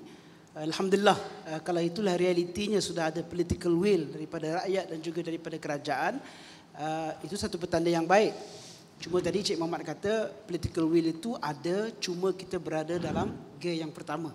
So sekarang ini nak upgrade kepada gear 2, 3 dan seterusnya. Cuma dalam proses kita nak upgrade itu, kadang-kadang kita tak dapat nak speed sebab ada speed limit, ada bumpy road. So perlu juga diangkat ataupun speed limit tu di-increase daripada 110 kepada yang lebih daripada itu mungkin. Kan? Dan bumpy road itu juga diubah supaya jalan lebih rata, supaya mudah untuk kita sampai kepada matlamat kita bersama. Dan dalam konteks itu, poin kedua yang ingin saya kemukakan adalah tadi beberapa kali kita baca ayat-ayat yang berkaitan dengan hudud, as-sariq was-sariqatu faqta'u aydiyahuma. Laki yang mencuri, perempuan yang mencuri, potong tangan dia. Az-zaniyatu waz-zani fajlidu kulla wahidin minhuma 100 jaldah. Perempuan yang berzina, laki yang berzina, kan, sebat bagainya. Tapi saya juga melihat ada satu trend di kalangan penghujah-penghujah ini, sama ada penghujah itu is for or against. Dia baca ayat tu, dia berhenti dekat tu. Dia tak sambung, dia ada part of the ayat. Untuk melunakkan suasana dan keadaan bagi kita memahamkan orang bahawa dalam hal yang berkaitan dengan hudud ini, bahagian hujung ayat itu ada menyebut jazaan bima kasaba nakalan min Allah. Yang ini kita tak habis. Dia bila dilaksanakan, takat kemampuan yang ada pada kita, jazaan bima kasaba.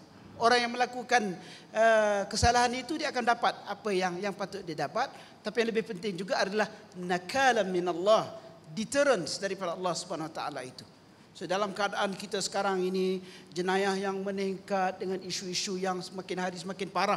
Kalau kita lihat masyarakat kita, saya meyakini semua kita di sini boleh akur bahawa memandangkan ianya datang daripada Allah SWT, inilah jalan penyelesaian yang terbaik.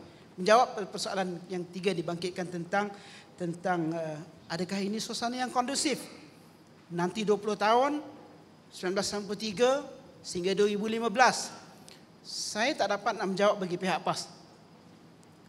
Tapi spirit yang boleh saya faham daripada kenapa dibawa semula dan kali ini kesungguhannya agak lebih ekstrim daripada 1993 adalah Yang Berhormat Datuk Seri Tuanku Raja Abdul Hadi ini selalu dia menggunakan kaedah fiqh dalam penghujahan dia, dalam perbincangan dia. Dan salah satu daripada Islamic Legal Maxim ataupun kaedah fiqh yang selalu beliau sebutkan adalah ma la yudraku kulluhu la yutraku kulluh julluh. Ma la yudraku kulluhu la yutraku julluh. Mana-mana benda yang kita tak boleh nak buat semua, jangan kita tinggalkan benda yang boleh kita manfaat, yang boleh kita buat. Saya memahami dalam konteks spirit itu, dan saya rasa inilah spirit yang kesungguhan itu datang balik semula pada tahun 2015 ini untuk dibuat pindaan. Dan kalau saudara tengok kepada pindaan Kanun Jenayah Syariah 2/1993 yang dipinda baru-baru ini, ada tambahan, kan, ada penambahbaikan. Cuma ada aspek-aspek lain yang perlu juga diberikan perhatian oleh pihak Kerajaan Negeri Kelantan. Kan, macam tadi saya menyebut tentang hal-hal yang berkaitan dengan prosedur. Kan, tadi Tun ada menyebut tentang kes yang berlaku di Pakistan. Kau sekalian, perempuan tersebut dihukum hanya kerana dia tidak dapat nak membuktikan bahawa dia dirogol dan dituduh dengan tuduhan zina. Kau sekalian, salah satu keberanian yang harus khasnya orang di UKM ni, Datuk VC ada di sini. Saya amat tertarik dengan ada satu program Master for Contemporary Fiqh Study daripada Universiti Hamad Al-Thani di Doha, Qatar. Dia ada satu degree, master degree in Contemporary Fiqh Studies. Now that degree in Contemporary Fiqh Studies ini dia mengolah fiqh itu dalam bentuk yang contemporary. Isu-isu yang dia bawa ni very contemporary. Okay, Islamic banking is a big issue, kan. Tapi salah satu juga yang saya rasa UKM boleh mengambil lead dalam itu adalah kita produce, keupayaan kita ini untuk, kalau saja dia itu qualify untuk berijtihad dengan ijtihad yang baru. Contohnya, admissibility of evidence di dalam mahkamah ini, kan, Islam sudah membuka ruang kepada kita. If you can't go with A, you can go to B. You can't go with B, you can go to C. Kan? Dan sekarang ini sudah pun dibincangkan dan didebatkan, malah diterima di beberapa buah negara. Contohnya admissibility of video dalam evidence, admissibility of expert opinion. Betul ya Prof? Ini bekas sama-sama kami dekat. Admissibility of new form of evidence. Now, saya nak mencadangkan, contohnya apabila dibuat pindaan ataupun nambahbaikkan kepada Evidence Act, enactment tata cara ataupun akta tata cara syariah ini, kita masukkan fakta-fakta baru ini, kebolehan ataupun kemestian untuk kita memasukkan hal-hal yang baru yang kita ijtihadkan dalam konteks contemporary, sebab Islam itu menjawab persoalan semasa. Ya, kita boleh melihat kitab Al-Mughni Al-Muhtaj. Ya, kita boleh melihat kitab Ahkam Sultaniyah. Ya, kita boleh merujuk kepada kitab Ahkamul Quran yang ditulis oleh ulama-ulama dahulu sebagai basisnya, tapi penyelesaiannya harus contemporary. Harus contemporary. Maknanya it has to speak language of the day. What is the language of the day? Apa challenge-challenge ini? Ini terserahlah kepada academiciannya, expertsnya, practitionersnya. Datuk Zaidi ada di sini. Kan, he's practicing the law. Kan, so apa masalahnya? Kan, kita has sijil amalan guaman syar'i pun kita tak boleh settle lagi.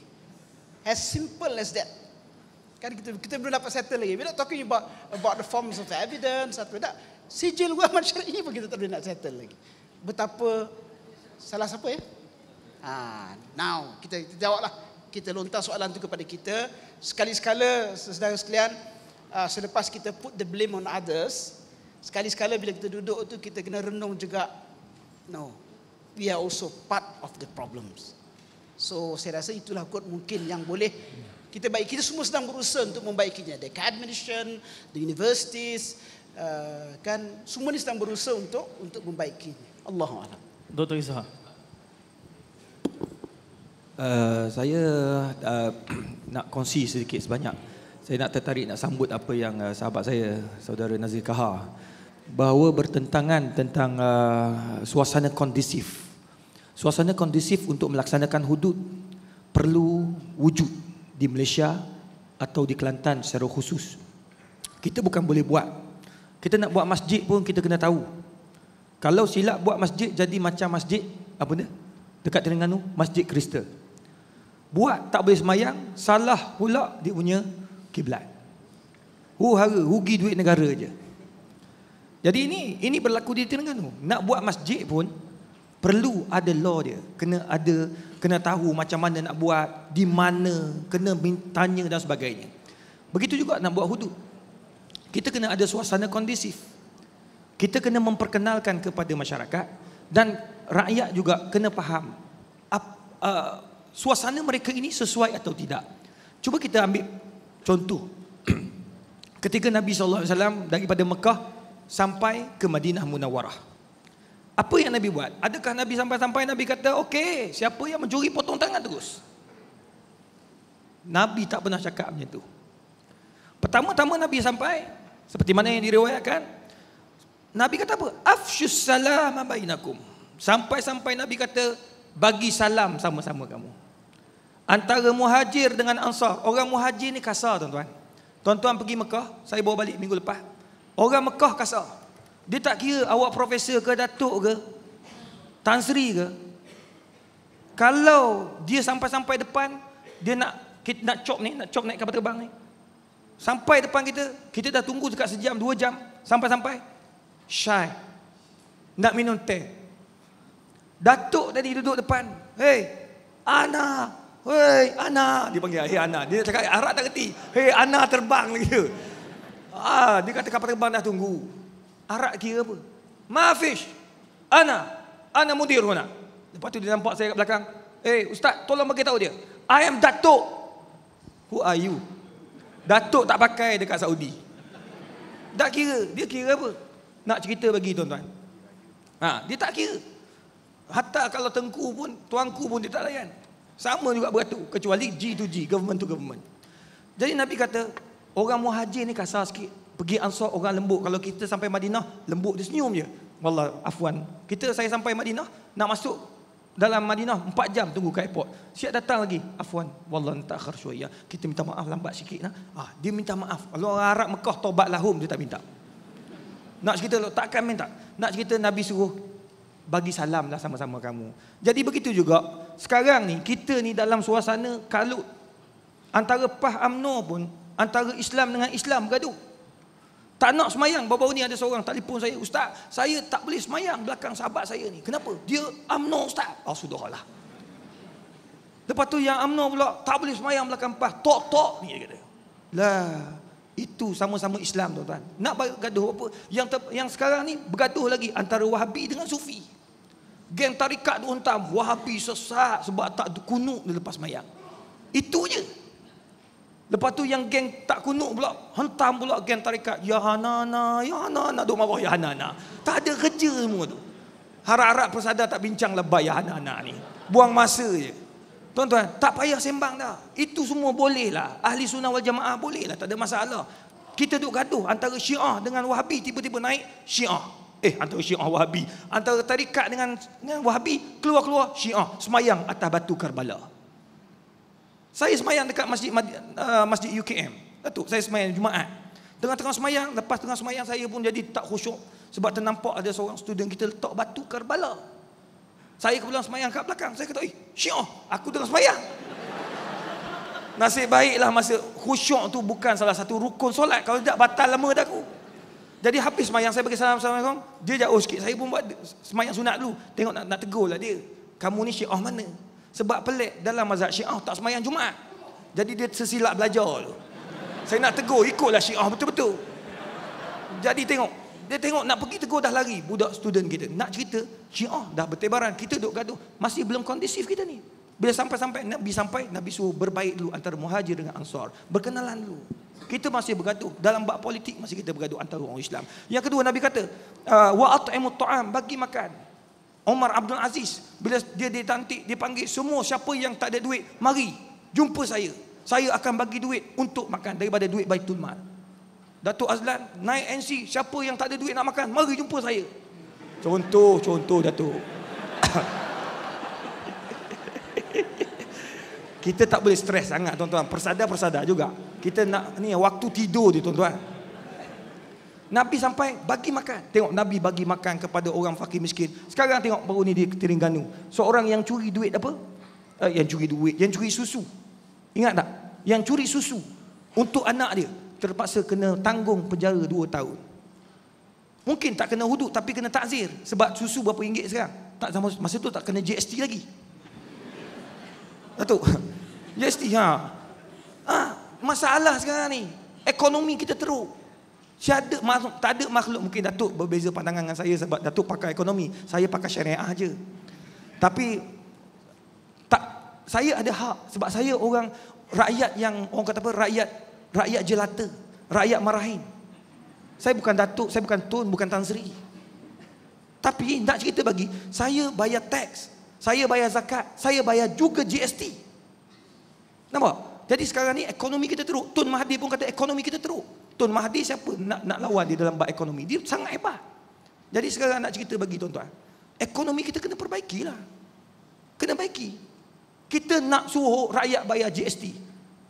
Kita ajar, Datuk Maslan ajar lagi. Okey, 10 tuan-tuan, kita buang 10%, masuk 6%. Aku hafal dah ayat tu. Betul. Sebab saya ahli akademik. Orang-orang politik ni kawan dengan kita semua. Dia tak boleh kacau kita sebab kita akademik. Kita cakap atas dasar fakta. So dia orang tak boleh kacau sebab saya tak masuk mana politik. Aku duduk atas lain. Tapi pangkah aku punya itu dalam hati punya pasal. Tak ada orang boleh tahu. Betul tak jadi? Undi adalah rahsia Ustaz. Undi adalah rahsia. Rahsia. Tapi anak ada boleh jangka antara undi apa? Saya pun boleh jangka, Said. Kita sama-sama dalam media. So nak cerita bagi tuan-tuan, perbaiki. GST perlu diperbaiki. Sebab sekarang ni orang tambah 10% plus 6%. Jadi menambah. Jadi sekarang ni orang akan curi duit. Orang fakir miskin, orang yang tak ada duit akan mencuri, akan merompak. Jadi banyak, masih belum kondusif. Kalau minyak turun, okey, minyak di Arab Saudi saya pergi baru ni, sampai seorang wakil tengok 46 sen, RON 97. Jadi kalau kita nak buat hudud ni, banyak benda kita kena fikir. Biar rakyat orang Islam ekonomi dia naik. Manakala ekonomi kita pegang ekonomi. Sekarang ni orang bukan Islam yang pegang ekonomi. That is reality. Apa yang berlaku? Tengok, at'imut ta'am, wasil arham, buat baik antara satu sama lain. Wasallun nas wasallu wan nasu niyam. Tadkhulul jannata bisalam. Hadis sahih. Kamu semayang malam, kita pastikan rakyat kita ini tidak ada yang buat maksiat. Sekarang ni tuan-tuan, kita tengok masuk kelab malam. Siapa yang ramai dalam tu? Orang Islam. Tuan-tuan tak pernah masuk kelab malam, saya pernah masuk kelab malam. I tell you the truth, masa buat masters dulu. Saya nak pergi ceramah, saya nak kena buat kajian. Nak tahu dalam kelab malam ni orang Islam ramai ke orang kafir ramai. Sebab kerajaan kata, kita buat kelab malam untuk orang non-Muslim. Tapi masalah bila saya masuk, dalam tu hampir semua orang Islam. Yang jaga bar tu orang bukan Islam. Nampak? Saya sampai masuk tu sampai ada seorang haji tu. Dia tolong bawa. Pakai, dia siap belikan seluar jin. Tak pernah aku pakai seluar jin semua hidup. Pakai seluar jin, pakai baju I love apa benda tak ingat, dia ambil baju anak dia. Masuk kopiah songkok semua tak masuk. Masa tu Jabatan Syariah. Saya belajar. Pergi masuk dia ajar, masuk gini-gini ustaz. Masuk aku gini duduk kat minibar, dia masuk dia include dalam tu termasuk arak satu cawan. Masa kita duduk kat minibar tu kita tu tanya, Pepsi, one Pepsi. Terkejut dia. Pepsi, orang selalu minum arak. Saya duduk, kita minum Pepsi, dia tengok pelik dia. Tak minum pakai cawan, togok macam tu lagi dia pelik. Datang seorang perempuan seksi Said. Sangat seksi Said. Duduk tepi kita pakai tu. Dia duduk tak cakap apa, isap okok. Tengok datang arak. Dan dia anak orang Melayu, orang Islam kita. Tengok. Kalau nak ikutkan tuan-tuan perempuan, benda ini kita kena perbaiki dulu. Satu persatu banyak yang kita kena perbaiki agar kondusif suasana kondusif itu dapat dilaksanakan dengan baik. Dan saya pasti rakyat kita, masyarakat kita, umat Islam sememangnya memang nak kepada hudud. Kita nak kepada hudud, cuma kita kena berusaha untuk menghasilkan hudud yang betul-betul hebat. Yang mana orang Islam tengok, wow, that is hudud. Oh, kami nak masuk Islam sebab hudud. Kami nak masuk Islam sebab undang-undang Islam yang cukup cantik, yang cukup hebat. Kita tak nak nanti kan orang Islam kena potong tangan, orang bukan Islam tak kena potong tangan. Kita tidak mahu satu hari nanti orang Islam kena sebab 40 kali sebab minum arak, ya, dan 80 kali sebab minum arak dan sebagainya. Kemudian orang bukan Islam dia bebas, dia makin menjual arak dan sebagainya. Jadi oleh demikian tuan-tuan dan puan, kita kena buat yang terbaik. Kita kena pastikan yang hudud ini disokong penuh oleh semua Islam dan kita kena berusaha ke arah yang terbaik. Satu, yang kedua saya minta kepada semua wakil-wakil daripada media-media agar ada lah, lepas ni boleh panggil lah kami di Jabatan Syariah tu, jangan asyik Ustaz Izzah je, ramai lagi yang lain, ya, dekan kita ada, bercakap tentang hudud ni. Kalau boleh sampai tentang hudud, semua risau nak cakap tuan-tuan, ya, oh tak apalah, itu bukan bidang, semua bukan bidang. Pas kiamat bila nak dalam bidang. Jadi kena bagi peluang kepada media-media untuk menyampaikan. Dalam Al-Kuliah TV3 saya dah cadangkan, dalam Halaqah TV3 pun, dari TV9 saya cadangkan agar ada perbincangan tentang hudud, biar masyarakat kita orang Islam faham apa itu hudud yang sebenar. Barulah kita boleh sampaikan kepada non-Muslim. Sekarang ni non-Muslim cukup takut bila dengar hudud, sebab dia kata masuk Islam je, hudud je potong tangan. Saya kata tak, Islam tak potong tangan, tapi Islam hanya mendidik. Jadi sekarang ni kita kena cuba buat yang terbaik, gunakan segala medium yang ada untuk penyebaran kebaikan hudud. Seperti mana kita memperkenalkan GST, kata GST itu bagus, begitu juga hudud, kita kena memperkenalkan hudud itu bagus seperti mana yang tersebut di dalam Al-Quran dan Sunnah. Wallahu a'lam bishawab. Terima kasih Ustaz. Ustaz, kenapa bila sebut perempuan seksi je tengok ke Ana? Mentang-mentang lagi kita dekat RTM. Sekali-sekala tengok tu Ustaz Nasar tu. Sebab saya seksi. Minta syafaat dekat dia sikit. Tuan-tuan, saya tak tahu apa jangkaan tuan-tuan, ya. Saya melihat bahawa kita dah mengakui daripada awal tidak beres pada peringkat ini. Tapi saya menjangkakan laluan perbincangan kita akan mungkin lain kalau di atas pentas ini ada wakil Kelantan. Dan saya menjangkakan hala tuju perbincangan ini juga akan lain kalau di atas pentas ini ada DAP. Bahkan hatta kalau yang ada di atas ini Hanifah Maidin. Haluan perbincangannya mungkin akan sedikit berbeza. Kerana saya menangkap beberapa isyarat daripada ketiga-tiga panel bahawa cabarannya besar, bukan kecil. Saya masih belum menemukan bagaimana nanti selepas hambatan dan halangan itu ditemui, bagaimana respon kita sebagai umat Islam, sebagai Marhain satu, sebagai Akademia satu, sebagai Dekan Fakulti Pengajian Islam satu, sebagai UKM satu. Bagaimana respon kita dalam keadaan kita sudah menjangkakan bahawa A, B, C akan berlaku. Itu yang saya nak minta panduan sedikit, 1 minit, 2 minit seterang. Tun, ya, Tun.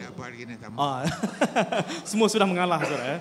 Tun tidak mahu menjadi political analyst. Tetapi itu antara gambarannya kalau kita dengar cabaran-cabaran yang kita ada ini. Jadi untuk kita landing, untuk kita mendarat, dan supaya adalah buah tangan selepas ini, supaya tuan-tuan boleh mula letak di Facebook, di Instagram, di Twitter. Ini isunya dan ini jangkaan kita. Kalau berjumpa dengan situasi A, B, C, maka ini harus jadi respons kita. Kerana kita sudah menjangkakan polemik ini meletakkan kita dalam kedudukan yang defensif.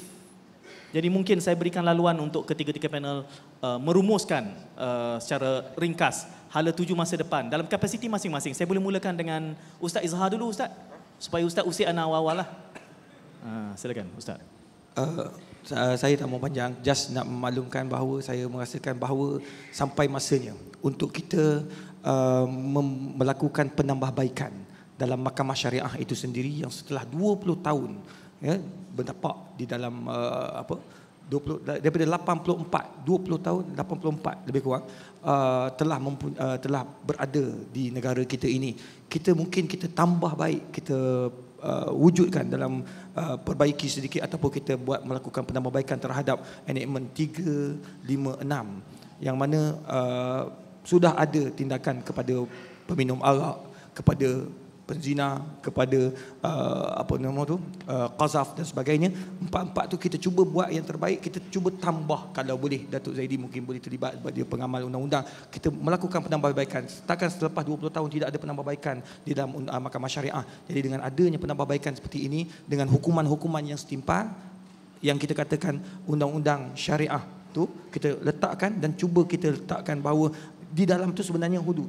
Tetapi kita tidak menggunakan nama hudud itu agar orang bukan Islam tidak takut dan sebagainya. Itu salah satu daripada hiyal fiqhiyah ataupun cara kita nak elak ataupun politik will, bagaimana kita nak menyelesaikan masalah agar hudud itu boleh diterima pakai oleh semua tanpa mengira agama dan bangsa. Wallahu alam. Terima kasih. Ustaz Nasar, silakan. Saudara sekalian, Private Members Bill telah dibawa oleh Yang Berhormat Datuk Seri Tuan Guru Raja Berhadi ke Parlimen.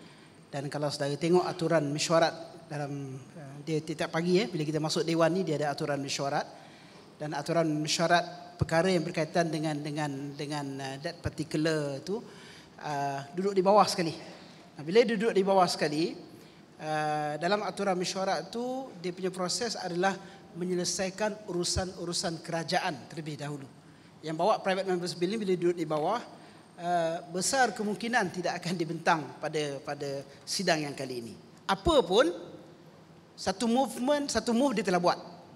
Okey, Ustaz Adi dah buat that move. Saya ucap tahniah kepada seluruh ahli Dewan Undangan Negeri di Kelantan. Kan? Both divide of the house menyokong Konon Jenayah Syariah 2 pindaan 2015 itu. Okey, ada kekurangan, ada hal yang berkaitan dengan prosedur, dengan proses, tapi they did something. Okey.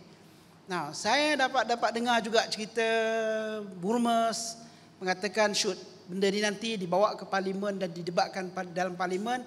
Saya ada juga dengar cerita tendensi majority of the Muslim MPs ini akan pergi kepada menyokong. So they did their part. They will do their part yang di situ. Diorang dah buat dah part dia. Yeah. The politician have played their role. Kan, the political party have played their role, responded kepada isu. So tinggal sekarang kita rakyat ni. Yeah. Kita rakyat ni, akademianya, Fakulti Pengajian Islam macam saya sebut tadi, tokoh-tokoh yang ramai dekat sininya.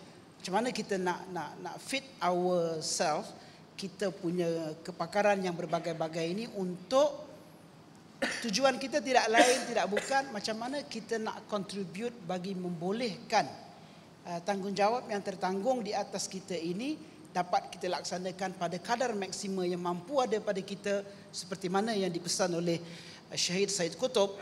Dia kata tanggungjawab yang ada pada kita ini jauh lebih banyak daripada keupayaan dan kemampuan yang kita miliki, yang mampu bahu kita untuk memikul. Tapi saya yakin tadi Datuk Zaidi ada sebut kan, saya telah masih dan terus akan mempromosikan bila Allah sebut inna hadhihi ummatukum ummatan wahidah. Situ dia punya asas. Kamu ini semua adalah umat, kita semua ini adalah umat, tapi untuk mendapat blessing daripada Allah SWT ini mestilah menjadi ummatan wahidah, umat yang satu. So kita harus bergerak kepada menjadi ummah yang satu dengan segala kekuatan dan kepakaran yang ada pada kita. Allahu a'lam. Terima kasih. Tun, silakan Tun. Assalamualaikum warahmatullahi wabarakatuh. Saya nak pesan satu perkara saja. Niat yang baik, iman yang kuat, semangat yang tinggi untuk melakukan sesuatu. Jika perkara yang hendak dilakukan itu tidak dilakukan dengan cara yang betul, tidak akan membuahkan buah yang dia punya result yang betul. Semangat kena ada, ya, tapi benda yang nak buat baik, tetapi cara buat pun kena betul, barulah boleh sampai ke akhirnya yang dikehendaki. Baik, sekarang skala spesifik. Kelantan telah meluluskan enactment kesalahan jenayah syariah 2015 yang merangkumi kesalahan-kesalahan yang terletak di bawah bidang kuasa persekutuan dan negeri. Baik, saya kata itu tak sah, tapi saya nak tengoklah kalau pergi ke mahkamah persekutuan akan kata apa. Ya, saya pun teringin nak tengok juga. Baik, sekarang private bill yang nak dibawa di parlimen. Apakah tujuan private bill itu? Saya diberitahulah, saya tak tahulah yang sebenarnya. Ya. Saya diberitahu bahawa tujuannya ialah untuk meminda Akta A355 untuk membolehkan hukuman hudud diperuntukkan dalam undang-undang negeri. Baik, jika itulah tujuannya, jika ia katakanlah parlimen bersetuju untuk meminda Akta 355 yang membolehkan hukuman hudud dikenakan, hukuman takzir dikenakan dan sebagainya, apa kesannya? Baik, kesannya pada saya lah, kerajaan negeri selepas itu boleh membuat satu rang undang-undang baru, kemukakan kepada Dewan Perundangan Negeri berkenaan dengan kesalahan-kesalahan yang terletak di bawah senarai 2. Itu saja yang dia boleh buat, yakni kesalahan macam zina, menuduh orang berzina, minuman yang memabukkan, murtad kali, yang itu terletak di bawah senarai 2 dia boleh buat. Dan apabila Akta A35 telah dipindah untuk meninggikan hukuman dan membolehkan hukuman hudud dikenakan, bolehlah dikenakan hukuman hudud kepada kesalahan itu. Itu saja yang boleh. Dan itu pun dia akan jadi kesalahan di bawah senarai 2 dan dilaksanakan oleh Mahkamah Syariah terhadap orang Islam saja. Full stop. Yang lain tak boleh buat juga, kalaupun parlimen lulus. Itu pandangan saya. Kalau nak buat, nak campur tangan dengan perkara yang terletaklah bidang kuasa persekutuan, macam saya cakap tadilah. Dalam satu ayat,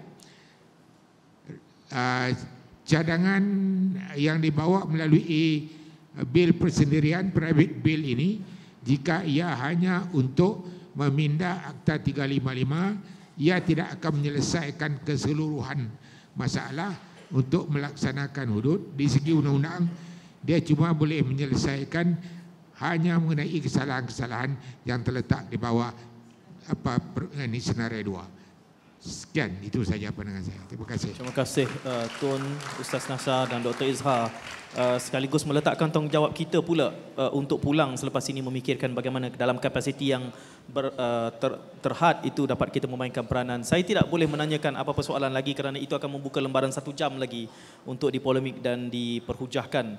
Dan saya memohon tuan-tuan semua untuk kita berikan tepukan sekali lagi kepada Tun Abdul Hamid, Ustaz Nasharuddin dan Dr. Izhar kerana kesempatan yang memberikan sedikit hikmah berkait dengan peluang dan cabaran yang timbul dengan pelaksanaan hudud ini. Aqulu qawli hadza astaghfirullahal azim li wa lakum wa billahi taufik. Assalamualaikum warahmatullahi wabarakatuh. Hadirin sekalian, tanpa melengahkan masa, majlis mempersilakan dan menjemput Datuk Naib Chancellor untuk menyampaikan cenderamata kenangan kepada barisan ahli panel dan moderator.